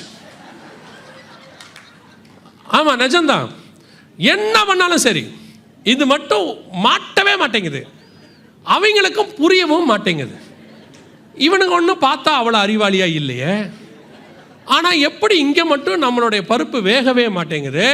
நம்மளும் குக்கரில் போட்டு பார்க்குறோம், மிக்சியில் போட்டு பார்க்குறோம், 3 விசில் வைக்கிறோம், 5 விசில் வைக்கிறோம், ஆனாலும் இந்த பருப்பு வேகவே இல்லையே. என்ன காரணம் அவங்களுக்கு இன்னும் தெரியல. இந்த கேரளாவும் இந்த தமிழ்நாடும், தோமா என்கிற பரிசுத்தவானுடைய முதல் ஸ்டெப்பு கேரளா, கடைசி ஸ்டெப்பு தமிழ்நாடு. அந்த ஆள் உள்ளே நுழையும் போது வச்சது கேரளாவில், ஆண்டவர்கிட்ட போகும்போது காலை வச்சது, தோமா காலை வச்சது சென்னையோடைய பார்டர் கடற்கரை கிட்ட. இந்த 2 ஸ்டெப்புக்குள்ள நான் சொல்லுகிறேன், கர்த்தருடைய கிருபையினால தமிழ்நாடும் கேரளாவும் பாதுகாக்கப்பட்டு கொண்டே இருக்கிறது. ஆண்டவர் வர்றதுக்கு நேரமும் ஆயிடுச்சு. வர்ற வரைக்கும் இவங்களால இதை ஒன்றும் பண்ணவே முடியாது. வேற எதை வேணாலும் எங்கே வேணாலும் செஞ்சுக்கிட்டோம். இது யாருடைய பாதுகாப்புலையும் இது இல்லை, கர்த்தருடைய பாதுகாப்பு. செட்டைகளின் மறைவிலே வைத்து ஆண்டவர் பாதுகாத்துட்டு இருக்காரு. யாரோ என்னென்னவோ தண்ணி குடிச்சு பார்த்தாச்சு. இந்த 2 மாத்திரம் கர்த்தர் கிருபையில் இருக்குது. எதுக்காக இதை உங்களுக்கு சொன்னேன் தெரியுமா? உங்களுக்கு நான் சொல்கிறது உண்மை. நீங்கள் ரிசர்ச் பண்ணி பாருங்கள். இந்தியாவிலேயே கொரோனாவுக்கு அப்புறம் முதலாக சபை திறப்பதற்கு அனுமதி கொடுக்கப்பட்ட மாநிலம் தமிழ்நாடு மட்டும்தான். ஃபஸ்ட்டு தமிழ்நாடு செப்டம்பர் மாதமே சொல்லியாச்சு சபை திறக்கலாம் அப்படின்னு சொல்லிட்டாங்க. அதுக்கப்புறம் கொஞ்சம் கொஞ்சமாக சபை திறந்துச்சு. பல நாடுகளில் சபை 2021 தான் திறந்துச்சு. சில நாடுகளில் 2022, சில நாடுகளில் 2023 யூஎனில் அந்த கொரோனா எமர்ஜென்சி ரிலீஃப் பண்ண பிறகு தான் அவங்க திறந்தாங்க. அந்த அளவுக்கு சபைகள் திறக்கிறதுக்கு காலதாமதமாச்சு. சில நாடுகள்லேருந்து ஃபோன் பண்ணும்போது சொல்லுவாங்க, என்ன அங்கே சர்ச்சு திறந்துட்டாங்களாமே? ஆமாம், எங்களுக்கு திறந்துட்டாங்க, இங்கே இன்னும் அனுமதி கிடைக்கல. சில வருஷங்களாக கிடைக்காம இருந்துச்சு. 2023க்கு பிறகு தான் பல நாடுகளிலே சபை முழுமையாக திறப்பதற்கு அனுமதி கொடுக்கப்பட்டது. ஆனால் தமிழ்நாட்டில் 6 மாதத்தில் கர்த்தர் சபை திறக்க அனுமதி கொடுத்தார். கர்த்தர் நம்மள் வைத்த கிருபை பெரியது. இப்போவும் சொல்கிறேன், கர்த்தர் நம்மை அதிகமாய் நேசிக்கிறார். ஆனால் நீங்கள் அதை மிஸ்யூஸ் பண்ணிடவே கூடாது. நம்ம மிஸ்யூஸ் பண்ணிடவே கூடாது. இந்த தடவை தான் ஆண்டவர் சபையை மூடுறதுக்கு பார்த்தாரு. ஒரு டெம்பரவரியாக கம்யூனியனை நிறுத்தினார். நெக்ஸ்ட்டு ஆண்டவர் கட்டடத்து மேலே கை வைக்க மாட்டார், ஆள் மேலே கை வைப்பார். அதுதான் நடக்க போகிறது. நல்லா தெரிஞ்சுக்கொள்ளுங்க. சபை முன்னிலைமையை விட இப்போ பின்னிலைமை மோசமாக போயிட்டுருக்கு. உலகளாவிய எல்லா சபைகளுக்குள்ளும் அருவருப்புகள் தாண்டவம் ஆட தொடங்கிடுச்சு. திருப்பி இஷ்டத்துக்கு, அதாவது முன்னாடியாவது கொஞ்சம் பயம் இருந்துச்சு, கர்த்தர் மேலே என்ன இருந்துச்சு, ஒரு பயம் இருந்துச்சு. இப்போ அந்த பயம் சுத்தமாக போயிடுச்சு. சபைக்குள்ள சினிமா பாட்டை புல்பீட்டில் பாடுற அளவுக்கு துணிகரை வந்துருச்சு. சபைக்கு ஆடுற அளவுக்கு. அதுவும் உங்கள் மதுரை சூப்பரு. நான்லாம் சொல்கிறேன் 100% கிருபையில் தப்பிச்சுக்கிட்டு இருக்கியா. இப்பவும் சொல்கிறேன், மிக மிக மோசமான கண்டிஷனில் போயிட்டுருக்கு. கர்த்தர் கண்டும் காணாதவரை போல இருக்கிறார் நினச்சிக்காதீங்க. நீங்கள் என்ன, சில விசுவாசிகள் என்ன நினைக்கிறாங்கன்னா, சபை என்பது ஏதோ வந்தால் காதுக்கினிய பிரசங்கத்தை கேட்டு ஆசீர்வதிச்சுட்டு உங்களை அனுப்பி வைக்கணும். இல்லை, அது தேவையே இல்லை. நீங்கள் உண்மையாக இருந்தால் ஆசீர்வாதம் தானாக வரும். உண்மையுள்ள மனுஷன் பரிபூர்ண ஆசீர்வாதங்களை. சபை எதுக்கான இடம் தெரியுமா? உங்களை மறுரூமாக்கிறதுக்கு சொல்லி கொடுக்குற இடம். இருக்கிற குறைகளை எல்லாம் தீர்த்து கிறிஸ்துவை போல மாத்திர இடம் தான் சர்ச். வெறும் காதுக்கினிய பிரசங்கம் தேவை, ஆனால் அது மட்டும் பத்தாது. வெறும் ஆசீர்வாத பிரசங்கம் மட்டும் பத்தாது. இங்கே விசுவாச பிரசங்கம் வேணும், பரிசுத்த பிரசங்கம் வேணும், நியாய தீர்ப்பு பிரசங்கம் வேணும், எல்லாம் வேணும். வெறும் ஆசீர்வாதம் 4 வாரமாக கேட்டிங்கன்னா அது உங்களை கொண்டு போய் ஒரு நாள் மிக மோசமான இடத்துல தள்ளிடும். இப்போ சபை முன்னிலைமையை விட பல சபைகள் துணிகரத்தில் போயிட்டு. முந்தியாவது என்ன பண்ணுவான்னு கேட்டிங்கன்னா, அந்த உலகத்தில் உள்ளதை காப்பி அடிப்பான். இப்போ அப்படிலாம் இல்லை. உலகத்தில் உள்ளதை நேராக உள்ள கொண்டாண்டான். இஸ்ரவேலர்கள் பாளையத்துக்குள்ள மோவாபிய ஸ்திரீகள் கொண்டு வந்தது போல சாலமோன் அந்த எகிப்திய பெண்களை எல்லாத்தையும் அவனுடைய தேசத்துக்குள்ள கொண்டு வந்து அதை துணிகரமாக இங்கே விக்கிரகாராதனை பண்ணது போல இப்போ ஆரம்பிச்சாச்சு. இங்கே கொண்டாந்தாச்சு. வெளியே இருக்கிறத உள்ள கொண்டாரான். கேட்டால் சொல்கிறான், என்ன தப்பு, என்ன தப்பு? ஏன்னா அவனுக்கு அது தப்புனே தெரியாத இடத்துக்கு மனசாட்சியில் சூடுண்டவர்களாய் மாறிட்டாங்க. ஆனால் உங்களுக்காவது தப்புன்னு தெரியணும். எப்பவுமே ஒரு விஷயம் துணிகரமாக ரொம்ப மோசமாக போகுதுன்னா அழிவை நோக்கி போகிறது என்று அர்த்தம். ஒரு காரு பிரேக் பிடிக்காமல் போகுதுன்னா முட்டை போகுதுன்னு அர்த்தம். அது ஸ்லோவாக போனாலும் பிரேக் பிடிச்சிக்கிட்டே போனா டெஸ்டினேஷன் போய் சேர்ந்துரும்னு அர்த்தம். இல்லை பிரேக் பிடிக்காமல் ரொம்ப வேகமாக போகுது, யாரும் கேட்க முடியாது, என்ன நான் இப்படி தான் இருப்பேன், கூட்டத்துக்கு 2000 பேர் வராங்க, 1000 பேர் வராங்க, வர்றோம், ஒரு நாள் பாதாளத்தில் போய் விழும். நாம் பொறுமையாக போகிறது நல்லது. ரொம்ப கேர்ஃபுல்லாக இருந்துங்க. பெற்றோருக்கு நான் உங்களுக்கு சொல்லுகிறேன், உங்கள் பிள்ளைகளை எங்கே அனுப்புறீங்கன்றதை ரொம்ப கேர்ஃபுல்லாக பார்த்து அனுப்பணும். உங்கள் பிள்ளைகள் உங்களோடு தான் சபைக்கு வரணும். அவங்களுக்கு திருமணம் ஆகிற வரைக்கும் அவன் சொல்லுவான், ஓ அங்கே ஒரு யூத் மீட் நடக்குது, அங்கே ஒரு இது நடக்குது, எவன் வேணா எதை வேணாலும் நடத்தி தொலைக்கிட்டோம். நீங்கள் குடும்பமாய் கர்த்தரை ஆராதிக்க வாங்க. நானும் என் வீட்டாருமோ வென்றால் கர்த்தரையே சேவிப்போம் வாங்க. நீ விரும்புகிற மாதிரி இங்கே இருக்காது, ஆனால் உன்னை கர்த்தர் விரும்புகிற மாதிரி மாற்றுவதுக்கு சபையால் முடியும். எங்கேயுமே யார் விரும்புகிற மாதிரி ஃபுல்ஃபில்லாக இருக்க மாட்டேங்குது. அத்தனை லட்ச ரூபா காசு கொடுத்து கார் வாங்குறான், அதுவே நம்ம விரும்பின மாதிரி இல்லை. ஏறி ஓட்டும் போது அவனுக்கே தெரியுது, என்னங்க இது, நான் இப்படி கொஞ்சம் இப்படி இருந்தால் நல்லா இருக்குமே. அதுக்கப்புறம் டெக்கரேட் பண்ணுறோம் காரை, ஏன்னா நம்ம ஆசைப்பட்டதெல்லாம் அதில் இல்லை. அவ்வளோ லட்சம் போட்டு வாங்குகிறோம். வரும்போது ஆரம்பத்தில் அப்படி தான் இருக்கும். போக போக கர்த்தர் உங்களை மாற்ற வல்லமை உள்ளவராக இருக்கிறார். பெற்றோர் பிள்ளைகளை தனியாக வேறு எங்கேயும் அனுப்பாதீங்க. உங்கள் நல்லதுக்கே சொல்கிறேன். ஏன்னா இது அப்படிப்பட்ட காலம் இல்லை. அந்த கூட்டம் அப்படி ஒருவேளை உங்கள் சர்ச்சில் நடத்துகிறாங்களா அனுப்புங்க, பிரச்சனை இல்லை. ஏன்னா நம் சபையை குறித்து தெரியும், பல இடங்களில் தெரிய மாட்டேங்குது. திடீர்னு ஆமனுக்கு செடி மாதிரி யாரோ ஒருத்தர் முளைச்சி வர்றாங்க, திடீர்னு அப்படி இப்படிங்கிறாங்க, 2 பாட்டை யூடியூப்பில் ஏற்றுறாங்க, உடனே 2 மில்லியன் பார்த்த உடனே அவர் பெரிய ஊழியக்காரர் ஆயிடுறார். 2 மில்லியன் பார்க்கறதுனால பெரிய ஊழியக்காரெல்லாம் கிடையாது.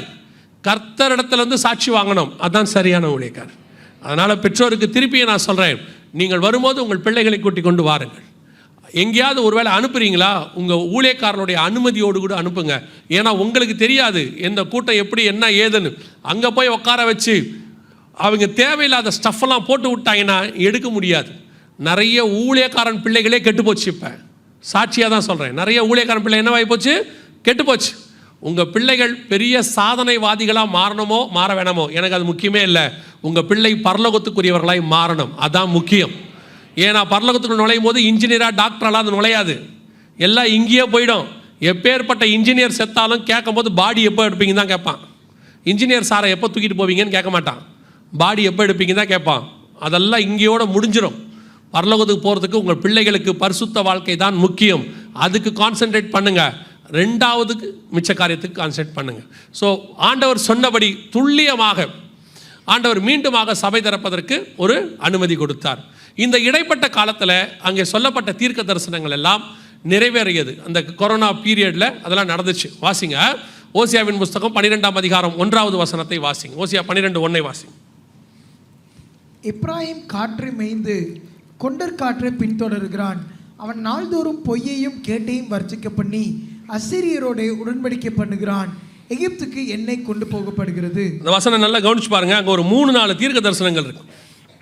3-4 தீர்க்க தரிசனங்கள், அது எல்லாமே இந்த இடைப்பட்ட காலத்தில் நிறைவேறுச்சு. ஒன்று, எப்ராயிம் காற்றை மேய்ந்து கொண்டற் காற்றை பின்தொடர்கிறான். அது என்ன, எப்ராயிம் காற்றை மேய்ந்து கொண்டற் காற்றை பின்தொடர்கிறான்னா எதை குறிக்குது அப்படின்னு பார்த்தீங்கன்னு சொன்னால், காற்றை மேய்தல் என்றால் என்ன? காற்றை மேய்தல், இப்போ உங்களுக்கு எல்லாருக்கும் தெரிஞ்ச ஒரு சங்கீதம் இருக்குது, 23ஆம் சங்கீதம். தூக்கத்தில் எழுந்தாலும் சொல்லிடுவீங்க நீங்கள் இல்லையா?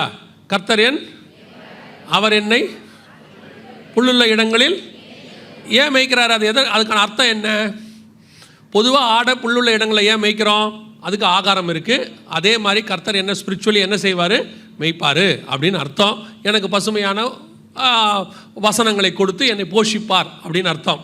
இங்கே காற்றை மேய்தல் அப்படின்னா என்ன அர்த்தம்னா, கடைசி காலத்தில் காற்று சர்வைவலாக மாறுது, சாப்பாடாக மாறுது. காற்று சாப்பாடாக மாறுமா அப்படின்னு கேட்டிங்கன்னா, இன்றைக்கி உலகத்தில் மிக முக்கியமாக பிஸ்னஸ் காற்றை அடிப்படையாய் கொண்டது தான். இன்றைக்கி உலகத்தின் பிஸ்னஸ், மொத்த பிஸ்னஸும் காற்றை அடிப்படையாய் கொண்டது. இன்றைக்கி ஆயில் எப்படி ஒரு பிஸ்னஸாக இருக்கோ, கோல்டு எப்படி ஒரு பிஸ்னஸாக இருக்கோ, அதே மாதிரி காற்று ஒரு பிஸ்னஸ். என்ன சொல்கிறீங்க அப்படின்னு கேட்டிங்கன்னா, நீங்கள் யூஸ் பண்ணுற இன்டர்நெட்லேருந்து, நீங்கள் யூஸ் பண்ணுற வைஃபைலேருந்து, நீங்கள் வச்சுருக்கிற மொபைல்லேருந்து, நீங்கள் வச்சுருக்க கம்ப்யூட்டர் பிசியிலேருந்து, லேப்டாப்லேருந்து, பறக்கிற சேட்டலைட்லேருந்து, அப்புறம் ஓடுற பறக்கிற விமானத்துலேருந்து, மிதக்கிற கப்பல்லேருந்து, அத்தனையும் சேட்டிலைட் பேஸ்டு லைஃப்குள்ளே நம்ம வந்துட்டோம். We are all in digital life. இப்போ நீங்கள் யோசிச்சு பாருங்கள், நீங்கள் அங்கே ஃபோன் இல்லாத ஒரு வாழ்க்கையை என்ன செய்யவே முடியாது, கற்பனையே பண்ண முடியாது. இன்றைக்கி ஃபோன் எப்படி ஆயிடுச்சு? கம்ப்யூட்டருக்கு பதிலாக மாறிடுச்சு. ஃபோன் பேங்க்குக்கு பதிலாக மாறிடுச்சு. டிரான்சாக்ஷன்ஸ், ஜிபே எல்லாமே ஃபோனில் வந்துருச்சு. அடுத்து மெசேஜ், போஸ்ட் ஆஃபீஸ், கொரியர் எல்லாமே எங்கே தான் இருக்குது? இப்போ ஃபோன்லேயே இருக்குது. சாப்பாடு வேணும்னா கூட ஆர்டர் பண்ண எதில் பண்ணிடலாம், 10 நிமிஷத்தில் சாப்பாடு வந்துடுது. எல்லாமே பை ஃபோன். இது எப்படி வேலை செய்யுது, அதான் ரொம்ப முக்கியம். இப்போ நீங்கள் ஒருத்தரை கூப்பிட்றீங்க, அமெரிக்காவில் இருக்காரு, கனடாவில் இருக்கிறாரு, செல்ஃபோனுக்கு கூப்பிட்றீங்க. நீங்கள் கூப்பிடும்போது பார்த்தீங்கன்னா உங்கள் ஃபோனுக்கும் அவங்க ஃபோனுக்கும் என்ன கிடையாது, எந்த விதமான ஃபிசிக்கல் தொடர்பும் கிடையாது. அதாவது ஒயர் கனெக்ஷனோ எதுவும் கிடையாது. ஒரு 40 வருஷத்துக்கு முன்னாடி பார்த்தீங்கன்னா இந்த ஹேண்ட் ஃபோன் ஒன்று இருக்கும், வீட்டில் இப்படி இருக்கும், பட்டன் ஃபோன். இல்லை, அதுக்கு முன்னாடி இப்படி சுற்றி விடுற ஃபோன் இருக்கும். அந்த ஃபோன் வீட்டில் ஒரு ஒயரோட கனெக்ட் ஆகிருக்கும். அந்த ஒயர் அப்படியே வீட்டிலேருந்து வெளியே வாசலில் இருக்கிற ஒரு டவர்கிட்ட போய் கனெக்ட் ஆகும். அந்த டவர்லேருந்து மெயின் டவருக்கு கனெக்ட் ஆகும். இதுக்கு பேர் கம்பி உள்ள தந்தி முறை. இப்போ இருக்கிறதுக்கு பேர் கம்பி இல்லா தந்தி முறை. எல்லாமே காற்றை அடிப்படையாய் கொண்டது. வாட்ஸ்அப்பில் நீங்கள் ஒரு வீடியோ அனுப்புகிறீங்க, ஒரு ஃபோட்டோ இமேஜ் அனுப்புகிறீங்க, மெசேஜ் அனுப்புகிறீங்க, ஃபேஸ்புக், இன்ஸ்டாகிராம் எல்லாத்துலேயும் அனுப்புகிறீங்க. எல்லாம் எப்படி இம்மிடியட்டாக அடுத்த நிமிஷம் அமெரிக்காவுக்கு போயிடுது. அங்கே வெயிட் பண்ணிகிட்டே சொல்கிறாங்க, உங்கள் பாஸ்போர்ட் காப்பியை கொஞ்சம் அனுப்புங்க அப்படிங்கிறாங்க. அனுப்புகிறோம். அடுத்த செகண்ட் ஒரு 3 to 4 seconds அங்கே போயிடுது. அவங்க சொல்கிறாங்க ரிசீவ் பண்ணிட்டோம். எப்படி போகுது? எது மோட் ஆஃப் ட்ராவல் எது அப்படின்னு பார்த்தீங்கன்னா, இந்த மோட் ஆஃப் ட்ராவல் முழுக்க முழுக்க காற்று. இந்த காற்றை அடிப்படையாக கொண்டு தான் அத்தனையும் செயல்படுது. அதுதான் காற்றை மேய்தல். காற்று தான் சம்பாத்தியம், காற்று தான் சாப்பாடு. இன்றைக்கி ஃபோன் இல்லாதவங்களுக்கு வேலையே கிடைக்காதுங்கிற இடத்துக்கு நம்ம வந்துட்டோம். ஃபோன் இல்லாதவங்களுக்கு, அதாவது இந்த இன்டர்நெட், வைஃபை, கம்ப்யூட்டர் இல்லாதவங்களுக்கு ஒரு 70% வேலை இல்லை. எல்லாமே அதை பேஸ் இருக்குது. மற்ற வேலை பார்க்குறாங்க. இப்போ நீங்கள் கடையில் ரோட்டில் வாழைப்பட கடை இருக்குது அல்லது பழக்கடை இருக்குது, போய் பாருங்கள். அங்கே ஒரு QR ஸ்கேனர் கொண்டு வச்சுருக்கிறாங்க. அங்கேயுமே நீங்கள் வந்து ஃபுல்லாக டிஜிட்டல் ஆகி போச்சு. காற்றை அடிப்படையாக கொண்ட வியாபாரம் அங்கேயும் வந்துருச்சு. முழுக்க முழுக்க காற்றை அடிப்படையாய் கொண்ட காலத்துக்கு நாம் வந்துட்டோம். காற்றை மேய்ந்து. இதில் இன்னொரு அர்த்தமும் இருக்குது. காற்றை மேய்தல்னா என்ன அர்த்தம்னா, நீங்கள் அனுப்புகிறதை அவர்கள் படிக்கிறார்கள், நீங்கள் அனுப்புகிறதை அவர்கள் மேய்கிறார்கள். நம்ம படிக்கும் போது சொல்லுவாங்க தெரியுமா, நுனிப்புல் மேயாத, நல்ல ஆழமாக படி அப்படிம்பாங்க. மேய்தல் என்றால் படிக்கிறதுக்கு இன்னொரு அடையாளம். இப்போ நீங்கள் அனுப்புகிற மெசேஜ் எல்லாம் உங்களுக்கு தெரியுமான்னு தெரியாது. ஒரு காப்பி நீங்கள் எந்த ஆப் வழியாக அனுப்புகிறீங்களோ அவங்களுடைய சென்டரில் இருக்கும். இப்போ நீங்கள் வாட்ஸ்அப்பில் அனுப்புகிறீங்க, ஃபேஸ்புக்கில் அனுப்புகிறீங்கன்னு வச்சுக்கோங்களேன். நீங்கள் அனுப்பின உடனே நீங்கள் அனுப்புகிற ஆளுக்கு அது போய் சேர்ந்துருது. நீங்கள் டெலீட் பண்ணிடுறீங்க. அப்போ உங்ககிட்ட அந்த காப்பி இல்லை. சரி, அவருக்கும் தெரியக்கூடாது, தெரியாமல் அனுப்பிட்டோம். அப்போ என்ன பண்ணுறோம்? Delete for every one. இப்போ அவர்கிட்டையும் இல்லை, நம்மகிட்டையும் இல்லை. இப்போ நமக்கு ஒரு சாட்டிஸ்ஃபேக்ஷன், அப்பாடா யாருக்கிட்டையும் இல்லை, உங்கள் 2 பேர்கிட்ட மட்டும்தான் இல்லை. அதான் உண்மை, உங்கள் 2 பேர்கிட்ட மட்டும்தான் அது இல்லை. இப்போ யார்கிட்ட இருக்குது தெரியுமா? நீங்கள் யார் வழியாக மோட் அனுப்புனீங்க, வாட்ஸ்அப்போ ஃபேஸ்புக்கோ, அவங்கக்கிட்ட ஒரு காப்பி கண்டிப்பாக இருக்கும். இது எப்படி சொல்கிறீங்க அப்படின்னு கேட்டிங்கன்னா, நீங்கள் அந்த வாட்ஸ்அப்பை, அந்த ஆப்பை டவுன்லோட் பண்ணும்போது அவங்க சில டேர்ம்ஸ் அண்ட் கண்டிஷன்ஸ் போட்டு அக்ரின்னு கேட்பாங்க. நீங்கள் என்றைக்காவது அதை படிச்சிருக்கீங்களா? No chance.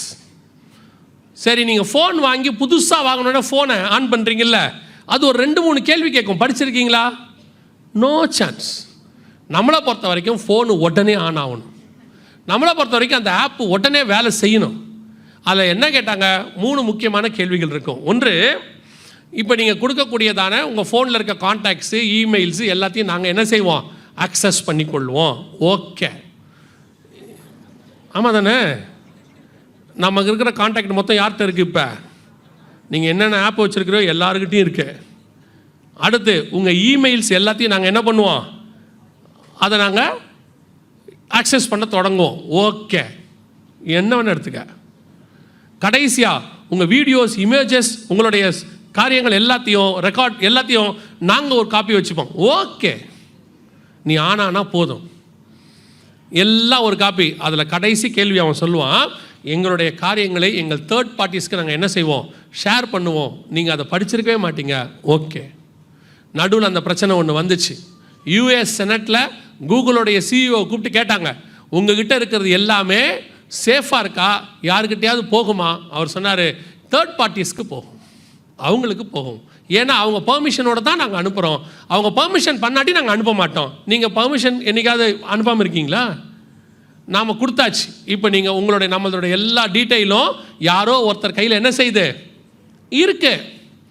நீங்கள் டெலீட் பண்ணிட்டாலும் அப்படிலாம் நீங்கள் சொல்லாதீங்க, வாய்ப்பே இல்லை. இப்போ கவனிங்க, நீங்கள் பாஸ்வேர்டு மறந்துட்டீங்க. இப்போ பாஸ்வேர்டு கண்டுபிடிக்கணும், என்ன செய்யலாம்? Forget password. இப்போ ஃபர்கெட் பாஸ்வேர்ட் கொடுத்தோடனே அவங்க ஒரு பாஸ்வேர்ட் கொடுக்குறாங்க, OTP, ஒன் டைம் பாஸ்வேர்ட். அதை வச்சுக்கிட்டு உள்ளே போகலாமா? போக முடியாதா? அந்த ஒன் டைம் பாஸ்வேர்டை வச்சு நீங்கள் போகலான்னா அவன் போகலாமா? போக முடியாதா? அப்புறம் என்ன அதுக்கு பேர் பாஸ்வேர்டு? நான் கேட்கறது புரியுதா? இது நமக்கு நாமே வச்சிருக்கிற ஐவாஷ். நமக்கு இருக்கிற ஒரே இது என்ன? நான் பாஸ்வேர்ட் போட்டு வச்சுருக்கேன், யாருக்கும் தெரியாது. ஆமாம், பெரிய பாஸ்வேர்டு. சில ஆட்கள்லாம் இந்த பேட்டர்ன் போட்டு வச்சுருப்பாங்க ஃபோனில், தூக்கி இப்படி பார்த்தா அந்த பேட்டர்ன் நல்லா தெரியும். இதுக்கு பேர் ஒரு ஸ்ட்ராங் பேட்டர்ன், யாருக்கும் தெரியாமல் போட்டு வச்சுருக்குறாங்க. கவனிங்க, நீங்கள் எதுக்கு உங்களுக்கு சொல்ல வரேன்? இந்த வசனம் சொன்னபடி காற்றை மேய்கிற காலம் வந்து விட்டது. கொண்டர் காற்று அப்படின்னா என்ன அர்த்தம்னா, த வின் ஃப்ரம் ஈஸ்ட் அப்படின்னு அர்த்தம். ஆங்கிலத்தில் வாசிச்சு பாருங்க, வின் ஃப்ரம் ஈஸ்ட், கிழக்கிலிருந்து வீசக்கூடிய காற்று. கடைசி காலத்தில் கிழக்கிலிருந்து வீசக்கூடிய காற்றை தான் ஆளுகை செய்யும், ஜனங்கள் அதை பின்தொடர்வார்கள் இருக்கு. அதுக்கு ஒரு சத்தியம் இருக்குது. தானியேல் 7ஆம் அதிகாரம் 2-3 வசனத்தில் 4 காற்று வீசும், அந்த சமுத்திரத்துலேருந்து 4 காற்றுகள் வீசும்னு, ஈஸ்ட் வெஸ்ட் நார்த் சவுத்துலேருந்து. ஒவ்வொரு காற்றுக்கு ஒரு பேர் உண்டு. வடக்குலேருந்து வீசினா அதுக்கு பேர் வாடை காற்றின் பேர், தெற்குலேருந்து வீசினா அதுக்கு பேர் தென்றல்னு பேர், கிழக்குலேருந்து வீசினா அதுக்கு பேர் கொண்டர் காற்றின் பேர்.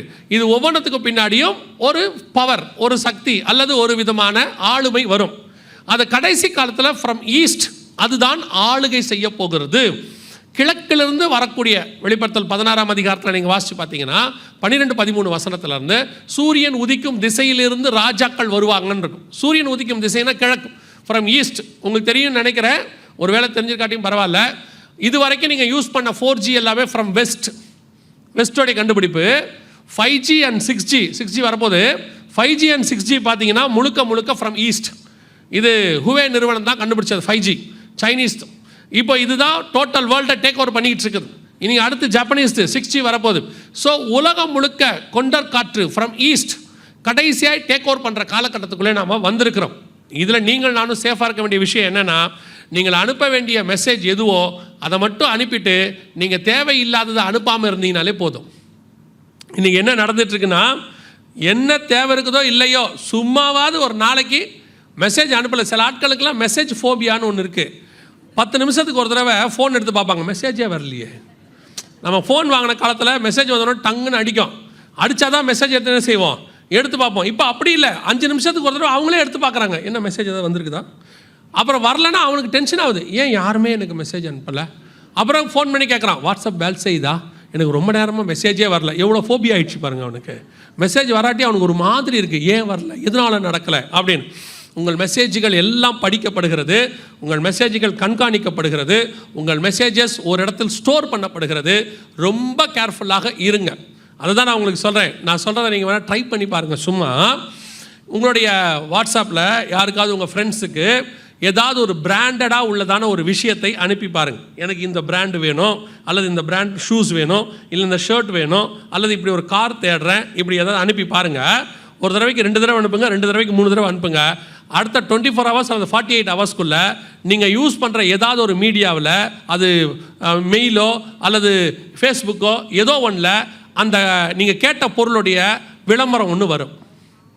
நீங்கள் செக் பண்ணி பார்த்துருக்கீங்களா? யாராவது பார்த்துருக்கீங்களா? யாருமே பார்த்தது இல்லையா? பார்த்துருக்கீங்களா? செக் பண்ணி பாருங்கள், அந்த விளம்பரம் வரும். இப்போ நீங்கள் அதை எப்படி நினைப்பீங்கன்னா, இதைத்தான் நான் தேடிக்கிட்டே இருந்தேன். கொஞ்சம் ஸ்பிரிச்சுவல் பர்சனாக இருந்தால் எப்படி நினைப்பாருன்னா, கர்த்தர் நான் நினச்சதை காட்டிட்டார், இது தேவ சித்தந்தான்.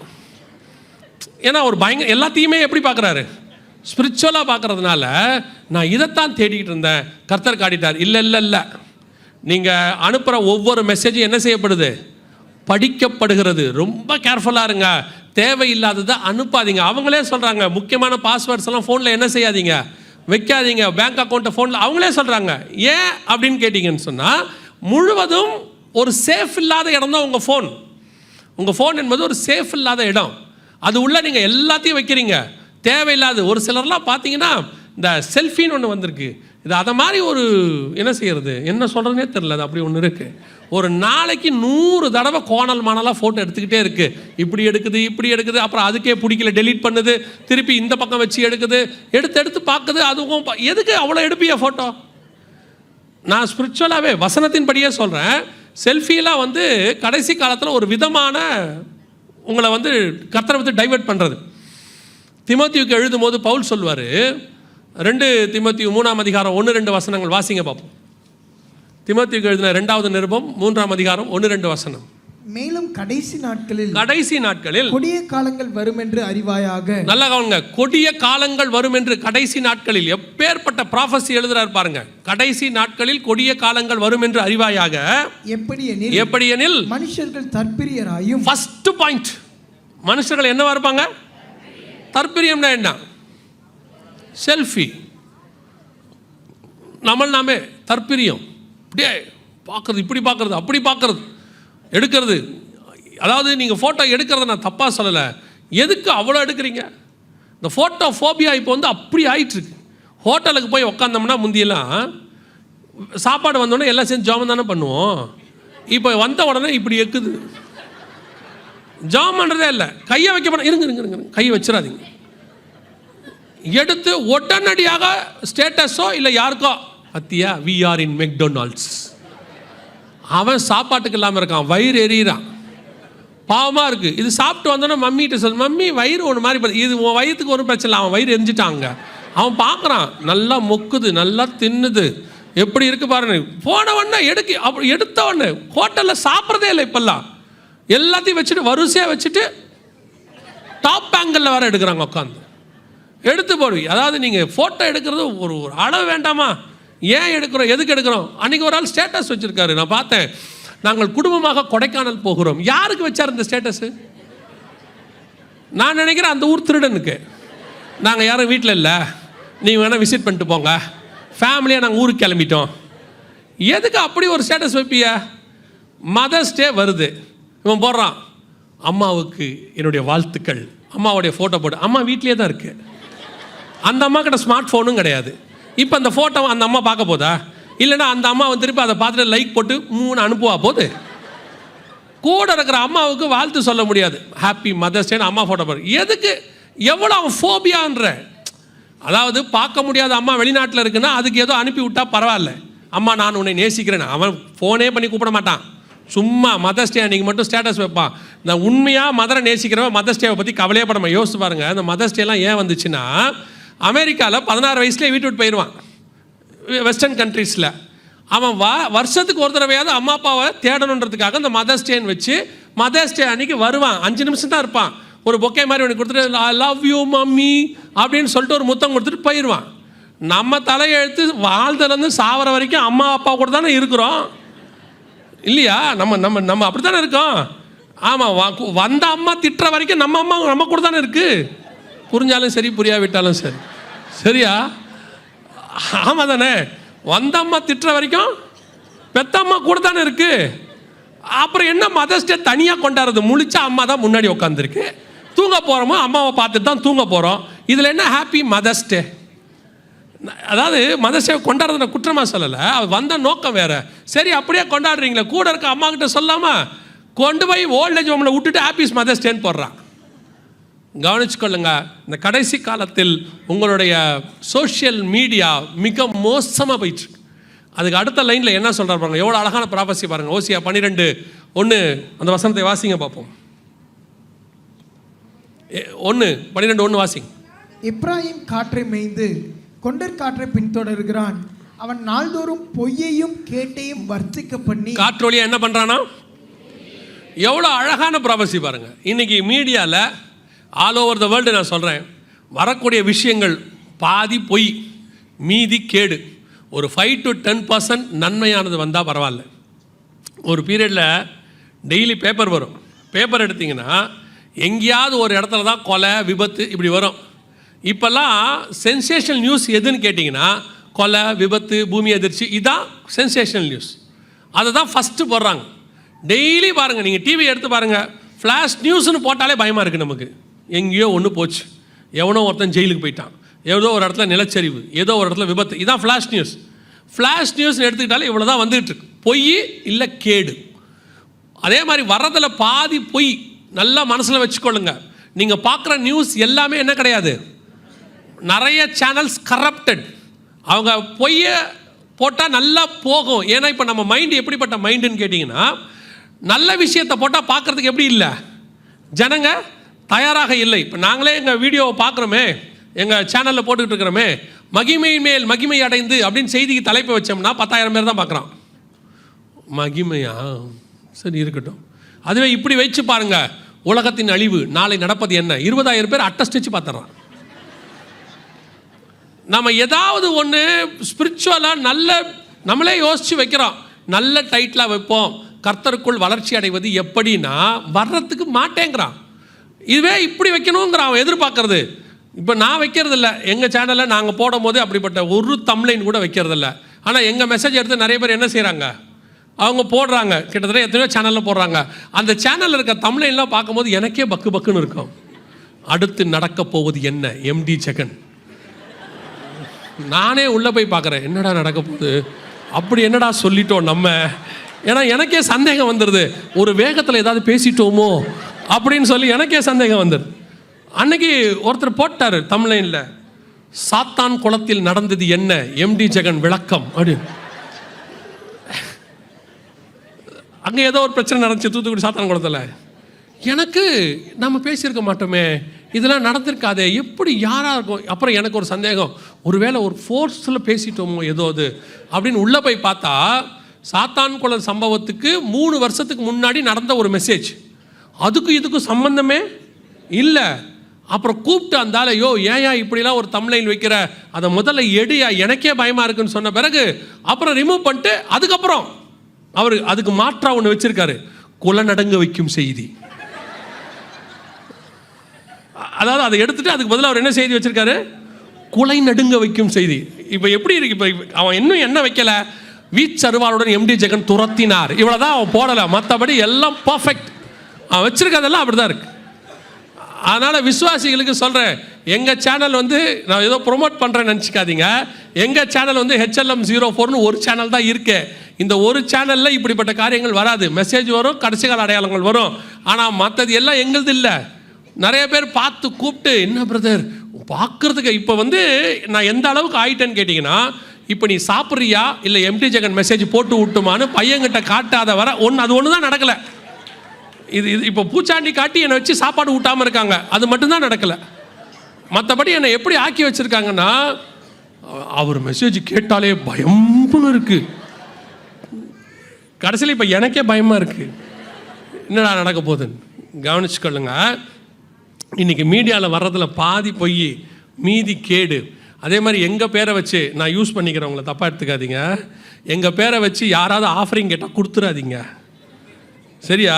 நான் கேட்குறது இல்லை, நாங்கள் அக்கௌண்ட் நம்பர் கொடுத்ததும் இல்லை. யாரோ ஒருத்தர் என் பேரில் ஃபேஸ்புக் ஆரம்பிச்சிருக்கிறார், அதில் தயவுசெய்து யாராவது கேட்டார்னு என்ன செஞ்சிடாதீங்க, கொடுத்துடாதீங்க. எம்டி ஜெகன் ஆஃபரிங் வாங்குறது இல்லைன்னு நினச்சிடாதீங்க. ஓ பிரதர் அதெல்லாம் வாங்க மாட்டார் போல அப்படின்னு அதுவும் நினச்சிடாதீங்க, சரியா? எங்கள் ஆஃபீஸ்க்கு ஃபோன் பண்ணி எங்களுக்கு கொடுங்க, அவ்வளோதான் சொல்கிறேன். நீங்கள் பாட்டு யாருக்கிட்டையாவது கொடுத்துரு. இப்படி 2-3 பிரச்சனைகள் வந்துருச்சு, அதுக்காக சொல்கிறேன். தயவுசெய்து ரொம்ப கேர்ஃபுல்லாக இருங்க. மீடியாவில் இன்றைக்கி நிறைய பாவம், அன்றைக்கி ஒரு ஊழியக்கார் போட்டுட்ருக்காரு, எங்களை தவிர வேறு யார் ஆஃபரிங் கேட்டாலும் கொடுக்காது, எவனை வாங்கிட்டான் போல, இல்லைனா என் வீடியோ வரப்போகிறது. அவரே பார்த்தா பாவமாக இருக்கார், அவர் பேரில் இவன் வாங்கிட்டு இருக்கிறான். வர அநியாயமாக இருக்குது. அதனால் ரொம்ப கேர்ஃபுல்லாக இருங்க. மீடியாவில் வருகிறது எல்லாமே உண்மை இல்லை, கேடானதும் கிடையாது. 2வது, உங்களுக்கு எல்லாருக்கும் இன்னொரு வியாதி இருக்குது, அந்த வியாதியிலேருந்து வெளியே வந்துடுங்க. ஃபார்வேர்ட் வியாதின்னு ஒன்று இருக்குது உங்களுக்கு. இன்றைக்கி எல்லாருக்கும் என்ன வியாதி இருக்குது? ஃபார்வேர்ட் வியாதி. எதை பார்த்தாலும் ஃபார்வேர்ட். அதுவும் ஏதாவது ஊழியக்காரங்களை பற்றி வந்தால் உடனே ஃபார்வேர்ட், இமிடியேட்டாக. அது உண்மையா பொய்யா, சரியாக இருக்குமா, அந்த காரியத்தில் சொல்லப்பட்டிருக்கிறது எந்த அளவுக்கு உண்மை, எதுவும் பார்க்குறது கிடையாது. இமிடியேட்டாக ஃபார்வேர்ட். ஒருத்தர் எனக்கு அப்படியே ஃபார்வேர்ட் பண்ணிட்டாரு. நான் அவரை ஃபோன் பண்ணி கேட்குறேன், பிரதர் இது என்ன அனுப்பியிருக்கீங்க, இது என்னது அப்படின்னு. நான் பார்க்கலையே. அவர் சொல்கிறார் என்கிட்ட, நான் பார்க்கலையே அப்படின்னாரு. அப்புறம் ஏன் ஃபார்வேர்ட் பண்ணீங்கன்னு, 3ஆம் உலக யுத்தம் போட்டிருந்துச்சு, உங்களுக்கு தேவைப்படுமே. அதில் அவன் என்ன போட்டிருக்கானே இல்லை, 3ஆம் உலக யுத்தம் நான் தான். இப்போ ரஷ்யா கூட கிடையாது, நடத்துறது என்னமோ நம்ம தான் முன்னின்று நடத்தி கொண்டு இருக்கிற மாதிரி வந்துருச்சு. 3ஆம் உலகத்தை அந்த ஆளுக்கு தள்ளி விடு, பூமி எதிர்ச்சி அந்த ஆள்கிட்ட தள்ளி விடு, அங்கே கொஞ்சம் பேர் செத்து கொண்டிருக்க, அவன் தள்ளு முதல்ல அந்த ஆளுக்கு தள்ளு ஃபர்ஸ்ட். அநியாயமாக இருக்குது. வர நீங்கள் பண்ணுற சேட்டைகளும் பெருஞ்சேட்டையாக இருக்குது. கவனிச்சுக்கொள்ளுங்க, ஃபார்வேர்ட் பண்ணுறதுல ஒரு ப்ராப்ளம் இருக்குது. ஃபார்வேர்ட் பண்ணுறதுல பொய்யை நீங்கள் ஃபார்வேர்ட் பண்ணால் அதை பரப்புவதற்கு நீங்களும் உதவி செய்கிறீர்கள் என்று அர்த்தம். இங்கே வசனம் சொல்லுது, நாள்தோறும் பொய்யையும் கேட்டையும் வர்த்திக்க பண்ணுறீங்க. அந்த வர்த்திக்க பண்ணுற வேலையை யார் செய்கிறது? நீங்களும் செய்கிறீங்க. உண்மை அல்லாத விஷயத்தை ஃபார்வேர்ட் பண்ணுவதுக்கு உங்களுக்கு அதிகாரம் கிடையாது. நீங்கள் அப்படி பண்ணீங்கன்னா அந்த பொய்க்காரனுக்கு நீங்களும் துணை போகிறீங்கன்னு அர்த்தம். பைபிள் நம்மளை ஃபார்வேர்ட் பண்ண சொன்னது ஒன்று தான், நீங்கள் போய் சகல ஜனங்களுக்கும் சுவிசேஷத்தை பிரசங்கிங்கள். அதுதான் கர்த்தர் சொன்னது. நீங்கள் வேற ஒரு காரியத்தை ஃபார்வேர்ட் பண்ணுறதுக்கு என்ன கிடையாது, அனுமதி கிடையாது. முதல்ல தப்பான விஷயத்தை ஃபார்வேர்ட் பண்ண ஆள் நல்லா கவனிச்சு பாருங்கள். ஏதேனில் கர்த்தர் எவ்வளோ அழகாக கேட்குறாரு பாருங்கள். இந்த பழத்தை சாப்பிட்ட உடனே கர்த்தர் கேட்பார், ஏன் நீ எங்கே ஆதாமே நீ எங்கே இருக்கிறாய்? அவன் சொல்கிறான், நான் நிர்வாணியாக இருக்கிறேன். கர்த்தர் அடுத்த கேள்வி, நீ நிர்வாணி என்று உனக்கு அறிவித்தவன் யார்? இதுதான் ஃபஸ்ட்டு மெசேஜ். எவனோ ஒருத்தன் உனக்கு நிர்வாணின்னு வந்து சொல்லிட்டான். அடுத்து நோவா கூடாரத்துக்குள் படுத்திருக்கிறார். காம் போய் தன் சகோதரிடத்தில் அறிவித்தான். சகோதரர்கள் பின்புறமாய் வந்து வஸ்திரத்தை போட்டு மூடினார்கள். அந்த மெசேஜை ஃபார்வர்ட் பண்ணால அவனுடைய பிள்ளைகள் சபிக்கப்பட்டது, அந்த மெசேஜை மூடினால அவனுடைய பிள்ளைகள் ஆசீர்வதிக்கப்பட்டது. ஃபார்வேர்டு எதை பண்ணணும் எதை பண்ணக்கூடாதுன்னு உங்களுக்கு தெரியணும். உங்களை ஃபார்வேர்ட் பண்ண வேணான்னு சொல்லலை, நல்ல விஷயத்தை ஃபார்வேர்ட் பண்ணுங்கள். ஒரு ஆளை பற்றி தப்பாக ஃபார்வேர்ட் பண்ணி உங்களுக்கு அதனால் என்ன பிரயோஜனம்?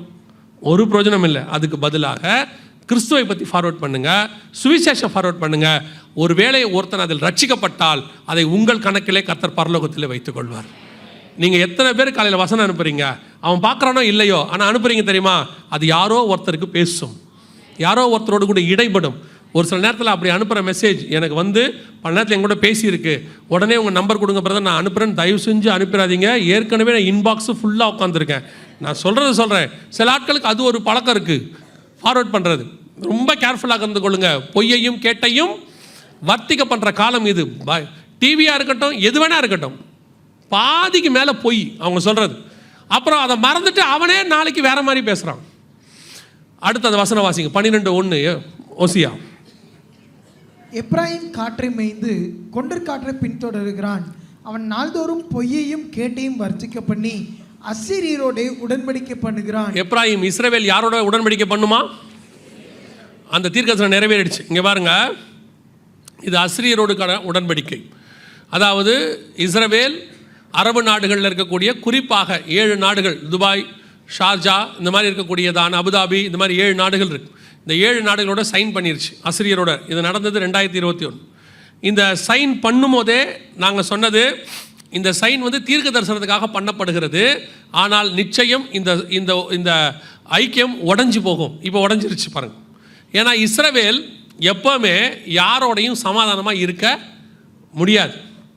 உலகத்தோட நீங்களும் நானும் ஒன்றுபட்டு போயிட்டோம்னா நாம் தப்பு பண்ணுறோன்னு அர்த்தம். ஆண்டவர் சொல்கிறாரு, என் நிமித்தம் உலகம் உங்களை பகைக்கும். ஏன்? நாம் சத்தியத்தை சொன்னால் உலகம் என்ன செய்யணும்? பகைக்கணும். ஒரு சிலர் ஏற்றுக்கொள்வாங்க, பெரும்பான்மையானவர்கள் என்ன செய்வாங்க? பகைப்பாங்க. சபையை உலகம் என்ன செய்யும்? உலகத்தில் உங்களுக்கு உபத்திரவம். அப்போ உலகத்தோடு நம்ம காம்ப்ரமைஸ் பண்ணி போகிறோன்னு வச்சுக்கோங்க, உலகம் நம்மளை என்ன செய்யாது? பகைக்காது. அப்படின்னா அது தப்புன்னு அர்த்தம். இஸ்ரவேல் காம்ப்ரமைஸில் போச்சு. அப்போவே சொன்னோம் இது தப்பு, இது நடக்கக்கூடாது அப்படின்னு. ஆனால் 12:1 தீர்க்க தரிசனம் நிறைவேறி விட்டது அசீரியரோடு கூட. இதில் பெரிய ஆச்சரியம் என்னன்னீங்கன்னா, இந்த 2000 வருஷத்தில் நடந்த முதல் அக்ரிமெண்ட். இதுக்கு முன்னாடி எப்போ நடத்துனாங்க அசீரியரோடு அப்படின்னு பார்த்தீங்கன்னா, ஆபிரகாம் அபிமெலேக்கோடு கூட பண்ணுவார், உங்கள் எல்லாருக்கும் தெரியும், பெயர் சபாவில். அதுக்கு அடுத்து ஈசாக்கு பண்ணுவார்.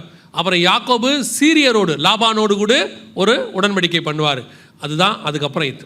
ஸோ கர்த்தர் சொன்னபடி 12:1 அசீரியரோடு கூட உடன்படிக்கை முடிஞ்சிருச்சு. அடுத்து அங்கே என்ன இருக்குது? எகிப்துக்கு எண்ணெய் கொண்டு போகப்படுகிறது. எப்பேற்பட்ட தீர்க்க தரிசனம் பாருங்க. நம்ம எல்லாருக்கும் தெரிஞ்சிருக்கிறது என்னன்னா, அரபு நாடுகள் தான் உலகத்துக்கு என்ன கொடுக்கும்? எண்ணெய் கொடுக்கும். அவங்ககிட்ட தான் அவ்வளோ எண்ணெய் வளம் இருக்கு. அரபு நாட்டில் ஒன்றுக்கு, அதாவது ஆப்பிரிக்கா நாட்டில் ஒன்றுக்கு, எகிப்துக்கு இஸ்ரவேல் எண்ணெய் கொடுக்கும் அப்படின்னு ஓசியா புஸ்தகம் சொல்லுது. பெரிய ஆச்சரியம் என்னன்னா, 1948 வரைக்கும் இஸ்ரவேலே இல்லை. அவங்க பாலைவனம். அவங்க எப்படி எண்ணெய் கொடுப்பாங்க? இந்த தீர்க்க தரிசனம் எப்படி நடக்கும்? 2021 பிப்ரவரி மாதம் இந்த தீர்க்க தரிசனம் நிறைவேறிடுச்சு. பர்டிகுலராக இஸ்ரவேலிருந்து எகிப்துக்கு எண்ணெய் போச்சு. இஸ்ரவேல் கடலில் எண்ணெய் கிடச்சிச்சு, எல்பிஜி கிடச்சிச்சு. அதை அவங்க ஒரு பைப் வழியாக, லேவியதான் அப்படின்னு சொல்லுவாங்க, லேவியதான் அது என்ன சொல்லுவாங்க, ஒரு பிளான், அதன் வழியாக எகிப்துக்கு எண்ணெய் கொண்டு போகப்பட்டு விட்டது. 12:1 ஓசியா புஸ்தகம் தீர்க்க தரிசனம் நிறைவேறி விட்டது. போது பாருங்க, லேவியதான்னா என்ன அர்த்தம்னா கடல் பாம்புன்னு அர்த்தம், நம்ம பைபிளில் இருக்கு. அதன்படி கடலுக்குள் பைப் போட்டு கடல் பாம்பை போல இந்த எண்ணெய் எகிப்துக்கு கொண்டு போச்சு. இந்த ப்ராபசி எல்லாம் நீங்கள் நினைச்சா கூட நடக்காது. ஏன்னா 1972 வரைக்கும் இஸ்ரவேலை பகைச்ச நாடு எகிப்து. அந்த எகிப்தில் ஒரு அதிபர் இருந்தார், நாசர்ன். அவர் சொன்னார், இஸ்ரவேலை வரைபடத்தில் இல்லாமல் அழிச்சிட்டு தான் நான் போவேன்னு சொன்னார். இன்னைக்கு நாசர் இல்லை, இஸ்ரவேல் இருக்கு. ஆனால் இஸ்ரவேல் எண்ணெயை எகிப்துக்கு கொண்டு போய் கொடுக்கிறது. ஓசியா 12:1 நம் கண்களுக்கு முன்பாக 100% நிறைவேறி விட்டது. இதுவரைக்கும் ஒரு நடந்த தீர்க்க தரிசனங்கள் நம்ம காலத்தில் 2022-23 வரைக்கும் நடந்த தீர்க்க தரிசனங்களை பார்த்துட்டோம். இனி நடக்க போகிற 2 முக்கியமான விஷயங்களை பார்த்துட்டு நாம் முடிக்க போகிறோம். அடுத்து நடக்க போகுது, இதான் நடக்க போகுது, பைபிளில் உள்ளது தான், நான் ப்ராபசி சொல்கிறதில்ல. வாசிங்க யோவேல் புஸ்தகம் 1ஆம் அதிகாரம், யோவேல் புஸ்தகம் 1ஆம் அதிகாரம் 6வது வசனத்தை வாசிங்க. எண்ணி முடியாத ஒரு பலத்த ஜாதி என் தேசத்தின் மேல் வருகிறது, அதன் பற்கள் சிங்கத்தின் பற்கள், துஷ்ட சிங்கத்தின் கடவாய் பற்கள் அதற்கு உண்டு. எந்த ஜாதி வருகிறது? யார் எழும்பி வர போகிறாங்க? அதுவும் இஸ்ரவேலுக்கு விரோதமாக வர போகிறாங்க. அதனுடைய பற்கள் சிங்கத்தின் பற்கள். இது யாரை குறித்து சொல்லப்பட்டிருக்கு அப்படின்னு கேட்டிங்கன்னா, வெளிப்படுத்தின விசேஷம் 13ஆம் அதிகாரம் 2வது வசனம் வாசி. வெளிப்படுத்தல் 13:2. நான் கண்ட மிருகம் சிறுத்தையை போல் இருந்தது, அதன் கால்கள் கரடியின் கால்களைப் போலவும் அதன் வாய் சிங்கத்தின் வாயைப் போலவும் இருந்தன. அதன் வாய் சிங்கத்தின் வாயை போலவும். யோவேல் 1:6 என்ன சொல்லுது? அதன் பற்கள் சிங்கத்தின் பற்கள், துஷ்ட சிங்கத்தின் கடவாய் பற்கள் அதற்கு மேல் அதற்கு கடவாய் பற்கள் அதற்கு உண்டு. அதை பற்றி என்ன சொல்லுது? அது ஒரு பலத்த ஜாதி. 13ஆம் அதிகாரம் 1ஆம் வசனத்தில் வெளிப்படுத்தின விசேஷத்தில் சொல்லப்பட்டிருக்கிறது, வரப்போகிற ஒரு கவர்மெண்ட், ஒரு மிருகம் சமுத்திரத்திலேருந்து எழும்பி வருகிறது. மிருகம் சமுத்திரத்திலேருந்து வருதுன்னா, இப்போ வாசிக்கலாம் நேரம் இல்லை, எழுதுறதா எழுதி கொள்ளுங்க. தானியேல் புஸ்தகம் 7ஆம் அதிகாரம் 21 முதல் 23 வசனத்தில் ஒரு மிருகம் சமுத்திரத்திலேருந்து ஏறி வருகிறது என்று சொன்னால் அதற்கு ஒரு கவர்மெண்ட் வருகிறது என்று அர்த்தம். தானியேல் 7:21 வாசிக்க முடியுமா? உடனே அவன் சொன்னது, 4ஆம் மிருகம் பூமியிலே உண்டாகும். இருக்கா?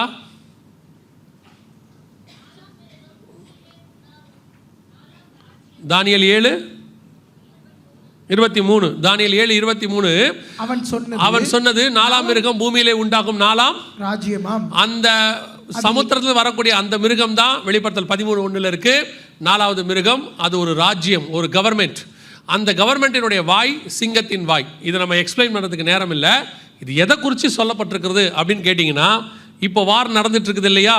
ஒவ்வொரு வார் முடியும் போதும் ஒரு சூப்பர் பவர் உண்டாகும், அதாவது அடுத்த வல்லரசு உண்டாகும். ஃபர்ஸ்ட் வேர்ல்டு வார் முடிஞ்ச உடனே இங்கிலாந்து வல்லரசாக இருந்துச்சு. செகண்ட் வேர்ல்டு வார் முடிஞ்ச உடனே அமெரிக்கா வல்லரசாக மாறுச்சு. இப்போ தேர்ட் வேர்ல்டு வார் இப்போ நம்ம ஸ்டார்ட் பண்ணியிருக்கு. இது முடிஞ்ச உடனே யூரோப்பியன் யூனியன் என்கிறதான இதுதான் சூப்பர் பவராக மாறப்போகுது. அடுத்து கரெக்டாக பைபிளில் சொன்ன அந்த வெளிப்படுத்தல் 13:1 இருக்கிற எல்லாம் இதற்கு பொருந்தும். இது ஒரு தனி செய்தி, உங்களுக்கு ஞாபகம் இருக்குமானால் போன முறை வந்தபோது எடுத்திருக்கிறோம். 10 நாடுகள் என்கிற தலைப்பில் இதை பற்றி எடுத்திருக்கிறோம். மேபி உங்களுக்கு ஞாபகம் இருக்கலாம், நீங்கள் மறந்துருப்பீங்க. நான் ஒரு பெரிய நம்பிக்கையில் இருக்கிறேன். மறந்துட்டேன்ற ஒரு அலையிலேயே சொல்லுங்க பார்ப்போம். ரைட், தெளிவாக தான் இருக்கீங்க. ஏன்னா நீங்கள் மறக்கிறதுல எனக்கு ஒரு ப்ளஸ் பாயிண்ட் இருக்குது. என்ன தெரியுமா? அந்த செய்தியை திருப்பி நான் இங்கேயே எடுத்துக்கலாம், மறந்துருந்தீங்கன்னா. சரி, 10 நாடுகள் கூட்டமைப்பு, யூரோப்பியன் யூனியன், இதோட ஹெட் குவார்ட்டர்ஸ் வந்து வெஸ்டர்ன் யூரோப்பியன் யூனியன்.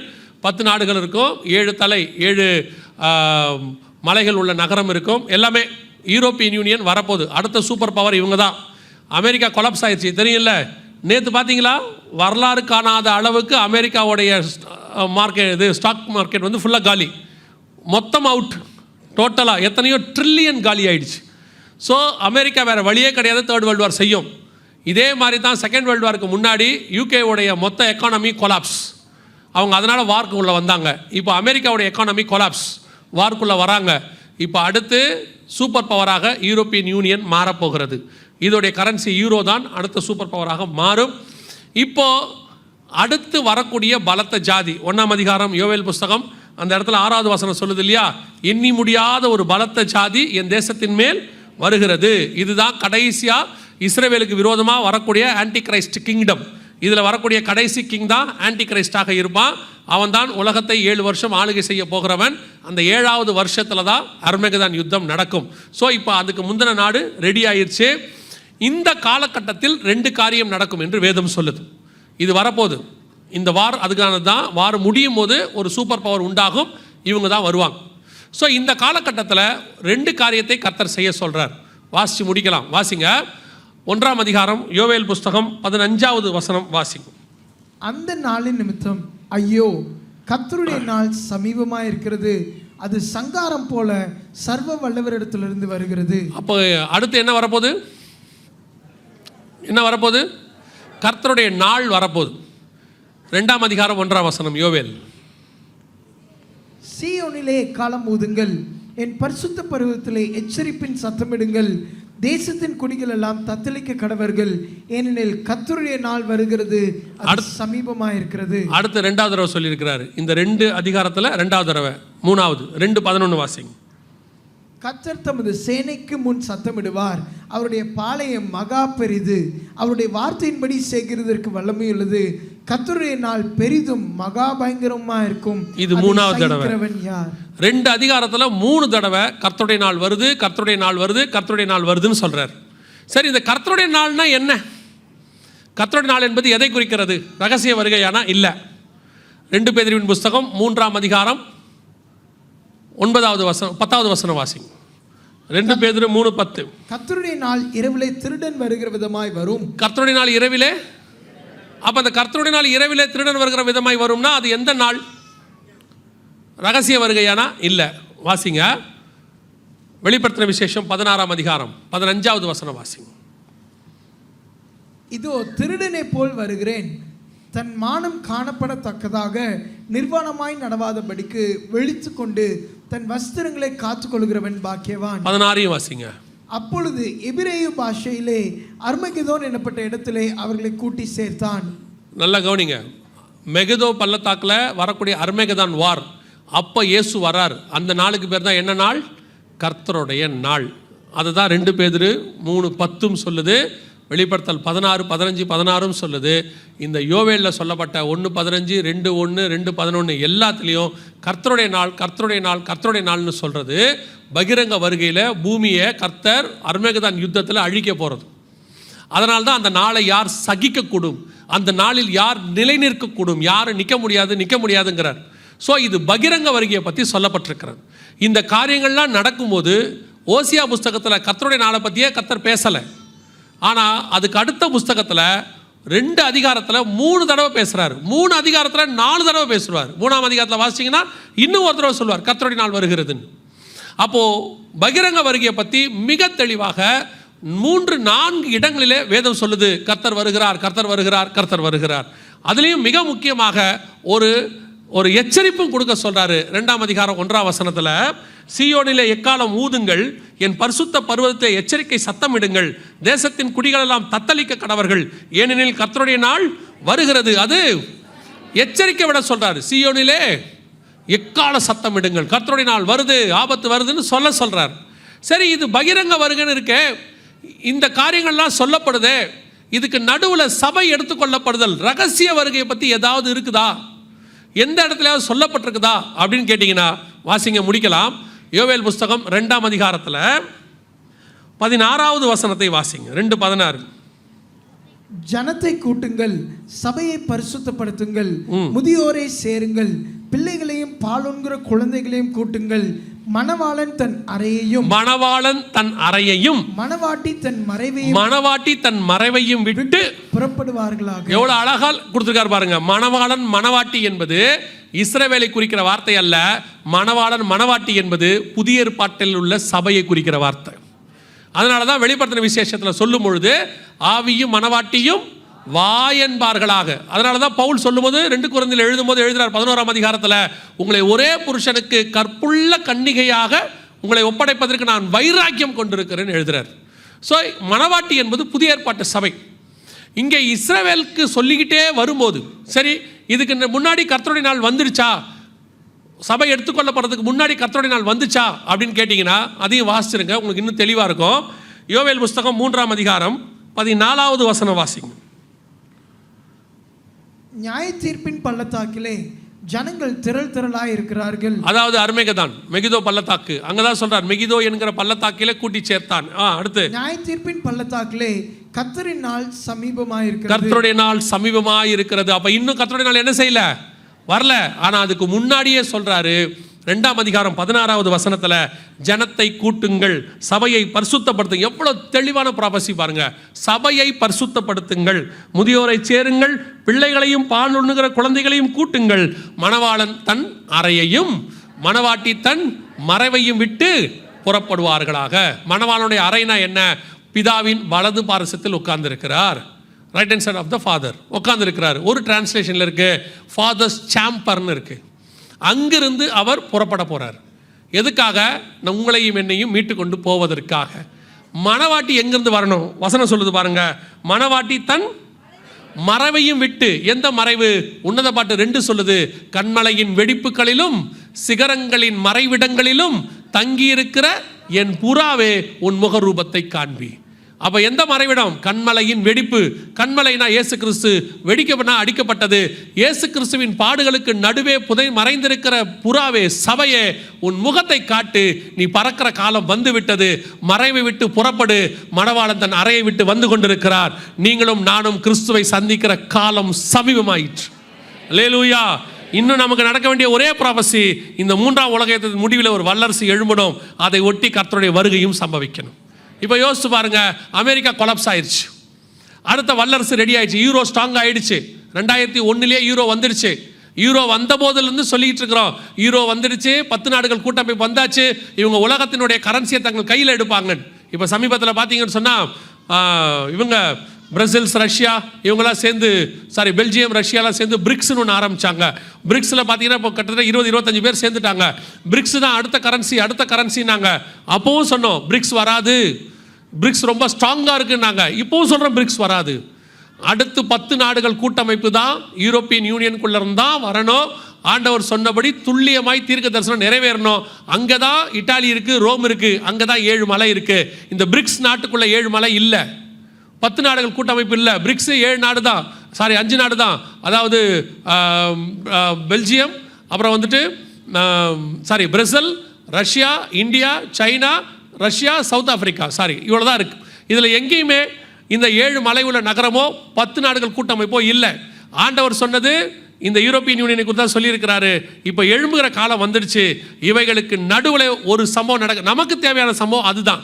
இதில் அடையாளங்களை வச்சுக்கிட்டு, ஏன்னா சீஷர்கள் கேட்டாங்க, உங்களுடைய வருகைக்கும் உலகத்தின் முடிவுக்கும் அடையாளம் என்ன? அடையாளங்களை வச்சுக்கிட்டு வருகையை நாம நிதானிக்க முடியும். 1ஆம் வருகைக்கும் அடையாளம் இருந்தது, 2ஆம் வருகைக்கும் அடையாளம் இருக்கிறது. இந்த அடையாளத்தை வச்சுக்கிட்டு நம்ம ஒன்று கற்றுக்க முடியும். இவைகளுக்கு நடுவில் மணவாளன் வந்து மணவாட்டியை அழைத்து கொண்டு போகிறார். காலம் சமீபம் ஆயிற்று, இனி காலம் செல்லாது, அவ்வளோதான். கர்த்தர் வரப்போகிறார். எத்தனை பேருக்கு ஏறினாலும் சரி, எத்தனை பேருக்கு ஏறாவிட்டாலும் சரி. ஏன்னா நோவா காலத்தில் ஜனங்க எப்படி இருந்தாங்களாம்? வெள்ளம் வந்து வாரிக்கொண்டு போகும் அளவும் உணராது இருந்தார்கள்.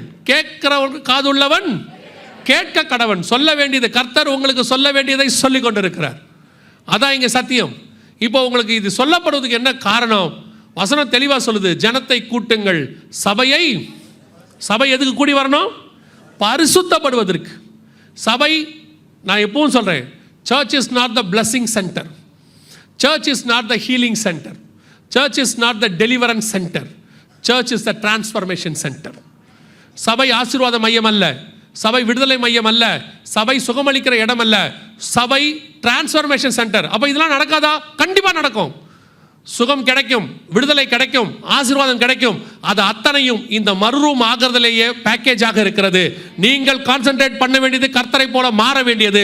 உங்கள் தேவைகளை சந்திக்க பரலோகம் வல்லமை உள்ளதாக இருக்கு. நீ சபைக்குள்ள வந்தாலே கர்த்தர் உனக்கு சுகமாக்கி வெளியே அனுப்ப வல்லமை உள்ளவராக இருக்கிறார். கர்த்தருடைய வார்த்தை உனக்கு சுகம் கொடுக்கும், கர்த்தருடைய வார்த்தை உன்னை விடுதலையாக்கும், கர்த்தருடைய வார்த்தை உன்னை ஆசீர்வதிக்கும். இதை எல்லாவற்றிலும் மேலானது, கர்த்தருடைய வார்த்தை உன்னை கொண்டு போய் பரலோகத்தில் சேர்க்கும். அல்லேலூயா.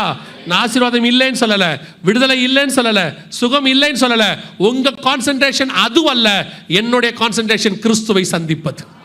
நான் அதுக்கு வருவேன், என் தேவைகளை பரலோகம் சந்திக்கும். இப்போ ஆண்டவர் வருகிற காலம், சபை அவரை சந்திப்பதற்கு ஆயத்தப்படணும், பரிசுத்தப்படணும், ஐக்கியப்படணும். அதுக்கு தான் சர்ச் வந்திருக்கு. இன்னைக்கு இங்கே உட்காந்துட்டு நம்ம வேற எதுக்கும் சர்ச்சுக்கு வரல, அதுக்கு தான் வந்திருக்கோம். அப்போ நம்மை நாமே நிதானித்து அறிந்தோமானால் நாம் நியாயம் தீர்க்கப்படும். 1 கொரிந்தியர் 11 அப்படி தான் சொல்லுது. நம்மை நாமே நிதானித்து அறிந்தால் நியாயம் தீர்க்கப்படும். நம்மை சுய பரிசோதனை பண்ணி பார்க்கணும். கிறிஸ்து வரப்போகிறார். இந்த இயேசுவின் வருகையிலே பிரவேசிக்கணும்னா நான் என்ன செய்யணும் அப்படின்னா, யூஸ்வலாக நாங்கள் ஒரு 7 காரியங்கள் சொல்லுவோம். அந்த 7 காரியங்களை நீங்கள் செய்யும் போது கிறிஸ்துவின் வருகையிலே பிரவேசிப்பது எளிது. முதலாவதாக, இயேசு கிறிஸ்துவின் ரத்தத்தினாலே பாவ மன்னிப்பின் நிச்சயத்தை பெற்றிருக்க வேண்டும்.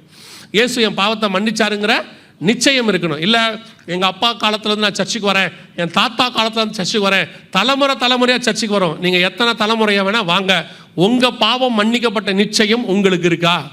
உங்கள் அப்பாவுடைய ரட்சிப்பில் நீங்கள் ஓட முடியாது. நீங்கள் ஒரு பாவம் நிதானித்து பாவம் செய்கிற காலகட்டம் வர வரைக்கும் உங்கள் அப்பாவுடைய குடும்பத்தினுடைய ரட்சிப்புக்குள்ள நீங்கள் வந்துடுவீங்க. ஆனால் நீங்கள் யோசித்து பாவம் செய்ய தொடங்கிட்டீங்கன்னா உங்களுக்கு பாவ மன்னிப்பு அவசியமாக இருக்கிறது. பின்மாற்றம் அடைஞ்சவங்களுக்கும் அது பொருந்தும். இயேசுவின் ரத்தத்தாலே கழுவப்பட ஒப்பு கொடுங்க, ஒப்புரவாக்குங்க. ஆண்டவர்கிட்ட அந்த பாவம் மன்னிக்கப்பட்டோன்னு உங்களுக்கு ஒன்று வரும். அதுக்கு பேர் தான் ரட்சண்ய சந்தோஷம். அந்த பாவம் மன்னிக்கப்பட்ட உங்கள் ஆத்மாக்குள்ளே வரும். ரெண்டாவது, பிதா குமாரன் பரிசுத்தாவின் நாமத்தினாலே தண்ணீரில் மூழ்கி ஞானஸ்நானம் எடுத்திருக்கணும். ஞானஸ்நானம் எடுக்காதவர்கள் வருகையில் பிரவேசிக்க முடியாது. வசனம் தெளிவாக சொல்லுது, ஒருவன் ஜலத்தினாலும் ஆவியினாலும் பெறவாவிடில் பரலோக ராஜ்யத்தில் பிரவேசிக்க.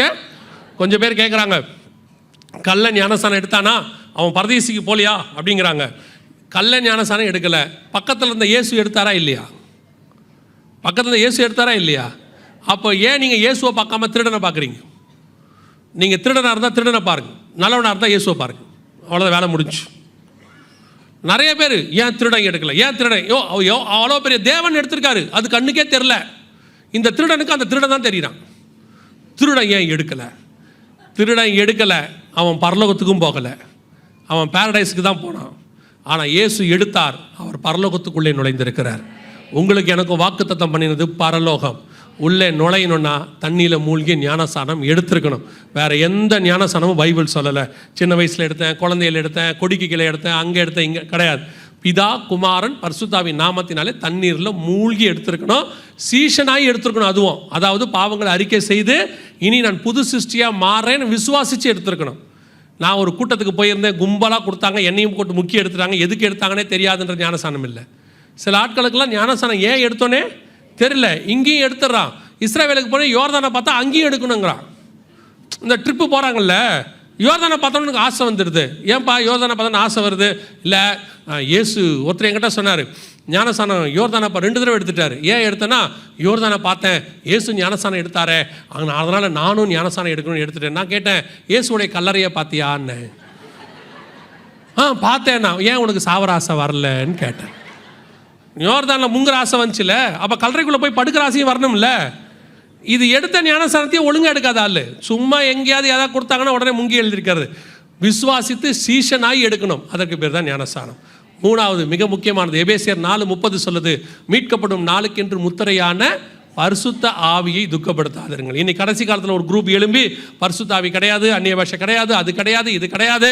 நாங்கள் சொல்லுகிறோம், பரிசுத்த ஆவியை பெற்ற நாங்கள் சொல்லுகிறோம், பரிசுத்த ஆவியானவர் உண்டு.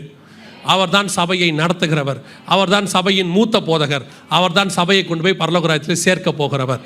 பரிசுத்த அபிஷேகம் பெறாமல் உங்களால் உலகத்தை ஜெயிக்கவே முடியாது. அவர்தான் நமக்கு உதவி செய்கிறவர். பரிசுத்த அபிஷேகம் பெறாதவங்க சபையில் நடக்கிற அபிஷேக கூட்டத்தில் கலந்து கொள்ளுங்க. ஒருவேளை நான் வீட்டுக்கு தெரியாமல் வரேன், நான் அபிஷேக கூட்டத்தில் கலந்துக்க முடியாதுன்னா வெரி சிம்பிள், வீட்டில் யாரும் இல்லாத போது கதவை சாத்திக்கிட்டு நல்லா ஊக்கமாக ஜெபம் பண்ணுங்க. மாம்சமான யாவர் மேலும் தன் ஆவியை ஊற்றுவேன் என்று வாக்கு பண்ணி இருக்கிறார். அவர் உங்களை நிரப்ப வல்லமை உள்ளவராக இருக்கிறார். அல்லேலூயா.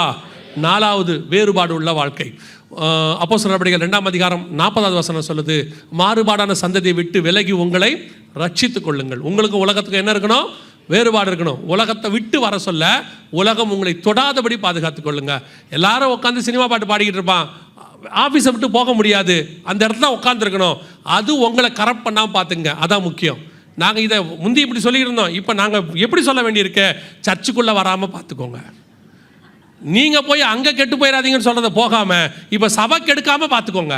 ஏன்னா இயேசு சொன்னார்ல, ஓநாய்களை ஆடுகளை மந்தைகள் ஓநாய்களுக்குள்ளே அனுப்புகிறது போல உங்களை அனுப்புகிறேன். ஆனால் பவுல் சொல்லுவார், மந்தையை தப்ப விடாத ஓநாய்கள் வருகிறது.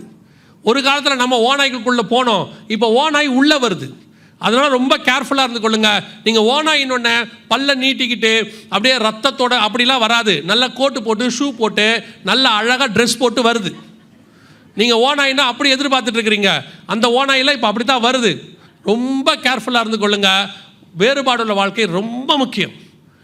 அடுத்து 5வது, சுவிசேஷம் அறிவித்தல் உங்கள் மேல் விழுந்த. நீங்கள் பரலோகத்துக்கு போகும்போது கண்டிப்பாக கொண்டு போக வேண்டிய ஒன்றே ஒன்று என்னன்னு கேட்டால் ஆத்துமாக்கள். ஏன்னா இங்கேருந்து வேறு எதையுமே நீங்கள் கொண்டு போக போகிறது இல்லை, கொண்டு போகவும் முடியாது. ஆண்டவர் உங்களை என்னையும் செய்ய சொன்னதுன்னு ஒன்று இருக்குன்னா ஒன்றே ஒன்று தான், நீங்கள் போய் சகல ஜனங்களுக்கும் சுவிசேஷத்தை பிரசங்கித்து சீஷராக்கி ஞானஸ்நானம் கொடுங்கள். ஸோ சுவிசேஷம் அறிவித்தல் உங்கள் மேல் விழுந்த கடமை. 6வது மிக முக்கியமானது, இயேசு வருவார் என்பதை ஒவ்வொரு நாளும் விசுவாசிக்கணும். படுக்க போகும்போதும் சரி, எந்திரிக்கும் போதும் சரி, நான் வருகையில் போகணுங்கிறது, ஏன்னா அதான் நம்ம டெஸ்டினேஷன். அதை நோக்கி தான் நம்ம ஓடுறோம். அது ரத்தத்தில் ஊறிடணும்.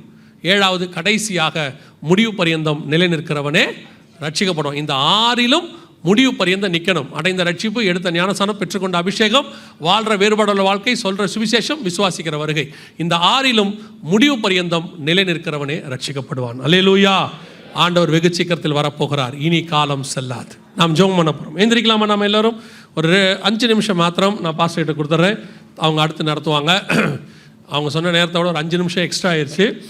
ஒரு சின்ன ப்ரேயர் மாத்திரம் பண்ணிவிட்டு நான் முடிச்சிடுறேன். எல்லாம் கண்களை மூடுவோம்.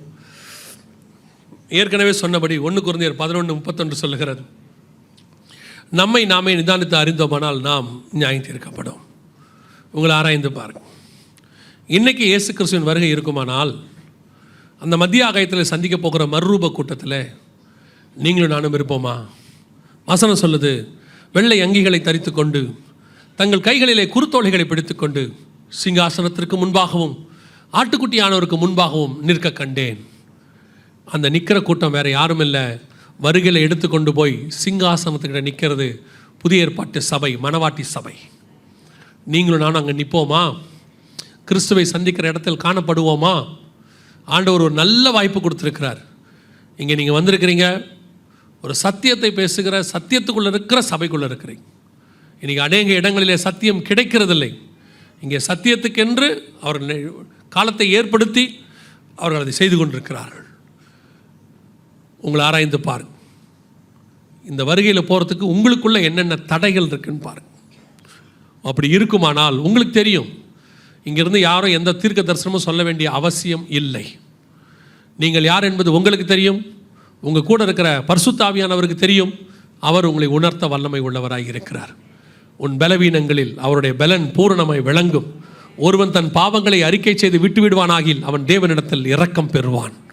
ஆண்டவர் இன்றைக்கி நம்மை மன்னிக்க வல்லமை உள்ளவராக இருக்கிறார். ஆயத்தப்படுத்த வல்லமை உள்ளவராக இருக்கிறார். ஒரே ஒரு நிமிஷம் மாத்திரம் கண்களை மூடி என்ன காரியங்கள் இருந்தாலும் அதை ஒப்பு கொடுங்க. யோவான்கிட்ட ஞானசானம் எடுக்கிறதுக்கு முன்னாடி வசனம் சொல்லுது, அவர்கள் போய் தங்கள் பாவங்களை அறிக்கையிட்டு. அதுதான் ரொம்ப முக்கியம். உன் பாவம் எதுன்னு உங்களுக்கு தெரியணும். உங்களுக்கு அது மேலே வெறுப்பு வரணும். எனக்கு இது வேணான்னு உங்களுக்கு தோணணும். அதை விட்டுடணுங்கிற எண்ணம் வரணும். அதுதான் நீங்கள் ரட்சிப்புக்கான வழி. அப்படி ஒரே ஒரு நிமிஷம் மாத்திரம் கண்களை மூடி இந்த என்னென்ன காரியங்கள் இருக்கோ எல்லாத்தையும் அறிக்கை செய்து விடுங்க. ஆண்டவர் உங்களை ரட்சிக்க வல்லமை உள்ளவராக இருக்கிறார். அந்த நேரத்தில் எல்லாம் அந்த ஒரு நிமிஷத்தை நீங்கள் அமைதியாய் நீங்கள் உங்கள் பாவங்களை அறிக்கை செய்யுங்க. அந்த நேரத்தில் நான் ஒரே ஒரு கேள்வி கேட்டு நான் ஜெபித்து முடிக்க விரும்புகிறேன்.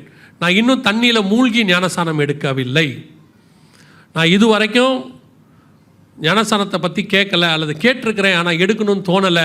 நான் குழந்தையில் எடுத்தேன், ஒரே ஞானசானம் தான் சொன்னாங்க, ஆனால் குழந்தையில் எடுக்கிறது ஞானஸ்தானமே கிடையாது. ஞானம் வந்த பிறகு எடுக்கிற ஸ்நானம் தான் ஞான ஸ்நானம். ஞானம் எப்போ வரும்? கர்த்தருக்கு பயப்படுதலே ஞானத்தின். எப்போ கர்த்தருக்கு பயப்படுவோம்? தீமை விட்டு விலகுதலே கர்த்தருக்கு பயப்படுகிற பயம். தீமை விட்டு விலகி கர்த்தருக்கு பயந்து இனி பாவம் செய்ய மாட்டேன் அறிக்கை செய்து பாவத்துக்கு மரித்து நீதிக்கு உயிர்த்தெழுதல். இந்த ஞானஸ்தானம் தான் ஞானஸ்தானம். இதை நீங்கள் எடுக்கலைன்னா எடுக்கணும். அப்போ தான் வருகையில் போக முடியும். நான் இந்த ஞானஸ்தானத்தை எடுக்க விரும்புகிறேன், நானும் வருகையில் பங்கடையணும், கைவிடப்பட்ட கூட்டத்தில் நான் இருக்கக்கூடாது, அப்படி தீர்மானம் பண்ணுறவங்கெல்லாம் அவங்க வலது கரத்தை ஆண்டவருக்கு நேரம் உயர்த்துங்க. ஞானஸ்தானத்துக்கு ஒப்பு கொடுக்குறவங்க, இது வரைக்கும் நான் தண்ணியில் மூழ்கி எடுக்கலை, இப்போ நான் எடுக்க விரும்புகிறேன் அப்படின்றவங்கள, அப்படி இருக்கிறவங்க வேறு யார் இருக்கிறீங்க? நன்றாக கரங்களை உயர்த்துங்க பார்ப்போம். நீங்கள் முடியும் போது இங்கே வாலண்டியர்ஸ் இருப்பாங்க. அவங்கக்கிட்ட உங்கள் பேரை கொடுத்தீங்கன்னா, உங்களுடைய ஃபோன் நம்பரோ அவங்க என்ன டீட்டெயில்ஸ் கேட்கணும் கொடுத்தீங்கன்னா, அவங்க ஞானசானம் உங்களுக்கு எடுக்கிறதுக்கு உங்களுக்கு சொல்லுவாங்க. ஒருவேளை வேறு சபையிலிருந்து நீங்கள் வந்திருப்பீர்களானால் உங்கள் சபை போதுகிற இடத்தில் போய் ஞானசானம் எடுப்பதற்கு உங்களை சொல்லுங்கள். நாம் ஜெபிக்க போகிறோம். கரங்களை கீழே போடுவோம். நாம் ஜெபிக்க போகிறோம். கர்த்தர் என்னோடு கூட இடைப்பட்டு இருக்கிறாரு. வருகை மிக சமீபம். நான் அந்த வருகையில் பிரவேசிக்கணும். இப்போ எல்லாத்தையும் அறிக்கை செய்து விட்டுருக்கிறேன். கர்த்தர் வரும்போது நானும் என் வீட்டாரும் இந்த வருகையில் பங்கடையணும் அப்படி ஆசைப்பட்டு தீர்மானம் பண்ணி இன்னையிலிருந்து நான் ஆயத்தப்பட போகிறேன் அப்படிங்கிறவங்கெல்லாம் கரங்களை ஆண்டவருக்கு நேராக உயர்த்தி, ஆண்டவரே நீர் வரும் பொழுது அந்த இமை பொழுதை தவற விடாத கூட்டத்தில் நாங்களும் இருக்க வேண்டும். மறுரூபமாகிற கூட்டத்தில் நானும் காணப்பட வேண்டும். மத்திய ஆகாயத்தில் நானும் நுழைய வேண்டும். சிங்காசனத்திற்கு முன்பாக நானும் நிற்க வேண்டும். நான் மட்டுமல்ல ஆண்டவரே, என் குடும்பம், நீர் என்னை நம்பி கொடுத்த குடும்பம் இங்கே இருக்க வேண்டும். நோவா தன் குடும்பத்தை ரட்சிக்கும்படி பேழையை உண்டு பண்ணினது போல நானும் என் குடும்பமும் அங்கே வந்து நிற்க வேண்டும். ஆண்டவரே ஒப்பு கொடுத்து ஜெபம் பண்ணுவோமா? Thank you Jesus. ஒப்பு கொடுங்க. ரட்சிக்கப்படாத கணவன் இருந்தால் ஒப்பு கொடுங்க. கர்த்தர் ரட்சிப்புக்குள்ளே கொண்டு வருவார். கர்த்தராக இயேசு கிறிஸ்துவை விசுவாசி, அப்போது நீயும் உன் வீட்டாரும் ரட்சிக்கப்படுவீர்கள். ஒருவேளை மனைவி ரட்சிக்கப்படாமல் இருந்தால் ஒப்பு கொடுங்க, கர்த்தர் ரட்சிப்புக்குள்ளே நடத்த வல்லமை உள்ளவராய் இருக்கிறார். பிள்ளைகள் ரட்சிக்கப்படாமல் இருந்தால் ஒப்பு கொடுங்க, கர்த்தர் பிள்ளைகளை ரட்சிப்புக்கு நேராக நடத்த வல்லமை உள்ளவராய் இருக்கிறார். தேவனால் கூடாத காரியம் ஒன்றுமில்லை. இந்த ராத்திரியிலே ஒரு சொப்பனத்திலே உன் பிள்ளையை மனம் திரும்ப பண்ண கர்த்தர் வல்லமை உள்ளவராய் இருக்கிறார். ஒரே ஒரு தரிசனத்திலே உன் கணவரை மனம் திரும்ப பண்ண கர்த்தர் வல்லமை உள்ளவராய் இருக்கிறார். தேவன் நினைச்சார்னா ஒரு நாள் ராத்திரியில நேபுகாத் நேச்சாரை கலங்க பண்ணுவார். கர்த்தரால் கூடாத காரியம் ஒன்றுமில்லை. முழு குடும்பம் ரட்சிப்புக்குள்ள வர வேண்டும். காலம் சமீபமாயிற்று. ஒப்பு கொடுத்து ஜெபம் பண்ணுங்க பாப்போம். கரங்களை உயர்த்தி, சர்வ வல்லமை உள்ள எங்கள் தகப்பனே, இந்த அருமையான 2ஆம் நாளுக்காக உமக்கு நன்றி. பரிசுத்த ஆவியானவருடைய மகிமை இந்த இடம் முழுவதும் மூடிக்கொண்டிருப்பதற்காக ஸ்தோத்திரம். நீர் வரும்பொழுது எங்கள் சபை குடும்பம் குடும்பம் குடும்பம் குடும்பமாக மொத்த பேரும் அத்தனை பேரும் ஆண்டவரே மறுரூபமாகி உம்முடைய வருகையிலே பிரவேசிக்க கர்த்தர் கிருபை தருவீராக. நீர் மேகங்களுடனே வரும்பொழுது நாங்களும் மேகத்தை கடந்து ஆண்டவரை உம்மை சந்திக்கிற கூட்டத்திலே ஒரே நேரத்திலே பரலோகத்துக்குள்ளே நுழைய கர்த்தர் கிருபை தருவீராக. எங்களை தடுக்க நினைக்கிற எல்லா காரியங்களும் இயேசு கிறிஸ்துவின் நாமத்தினாலே கடிதப்படுத்துகிறோம். கர்த்தருடைய மகிமை ஒவ்வொருத்தரையும் மூடட்டும். அவர்களுக்கு விரோதமாய் உருவாக்கப்படுகிற ஆயுதங்கள் வாய்க்காதே போகட்டும். எங்கள் சபையிலே கைவிடப்பட்ட கூட்டம் ஒன்று இல்லாதபடி அத்தனை பேரும் எடுத்துக்கொள்ளப்படுகிற கூட்டத்தில் காணப்பட கர்த்தர் கிருபை தருவீராக. ஒப்பு கொடுப்போம். தேவ சமூகத்தில் கர்த்தருடைய மகிமை மூடட்டும். என்னென்ன பாவங்கள் பலவீனங்கள் இருக்கிறதோ ஒப்பு கொடுங்க. இன்னைக்கு கர்த்தர் உங்களை விடுதலையாக்க வல்லமை உள்ளவராய் இருக்கிறார். மனுஷகுமாரன் விடுதலையாக்கினால் நீங்கள் மெய்யாகவே விடுதலை ஆவீர்கள். விடுதலையின் ஆவியானவர் விடுதலையாக்க வல்லமை உள்ளவராய் இருக்கிறார். Thank you Jesus. நன்றி ஆவியானவரே. கிருபையுள்ள கரத்தில் தாழ்த்திருக்கிறோம். வந்த ஜனங்கள் அத்தனை பேரும் சுகபத்திரமாய் வீடு போய் சேர கிருபை பாராட்டும். ஒவ்வொருத்தரையும் ஆசீர்வதியும். மகிமை மூடிக்கொள்ளட்டும். எங்கள் ஆண்டவர் இயேசு கிறிஸ்துவின் நாமத்தில் ஒப்பு கொடுத்து ஜெபிக்கிறோம் எங்கள் ஜீவனுள்ள நல்ல பிதாவே.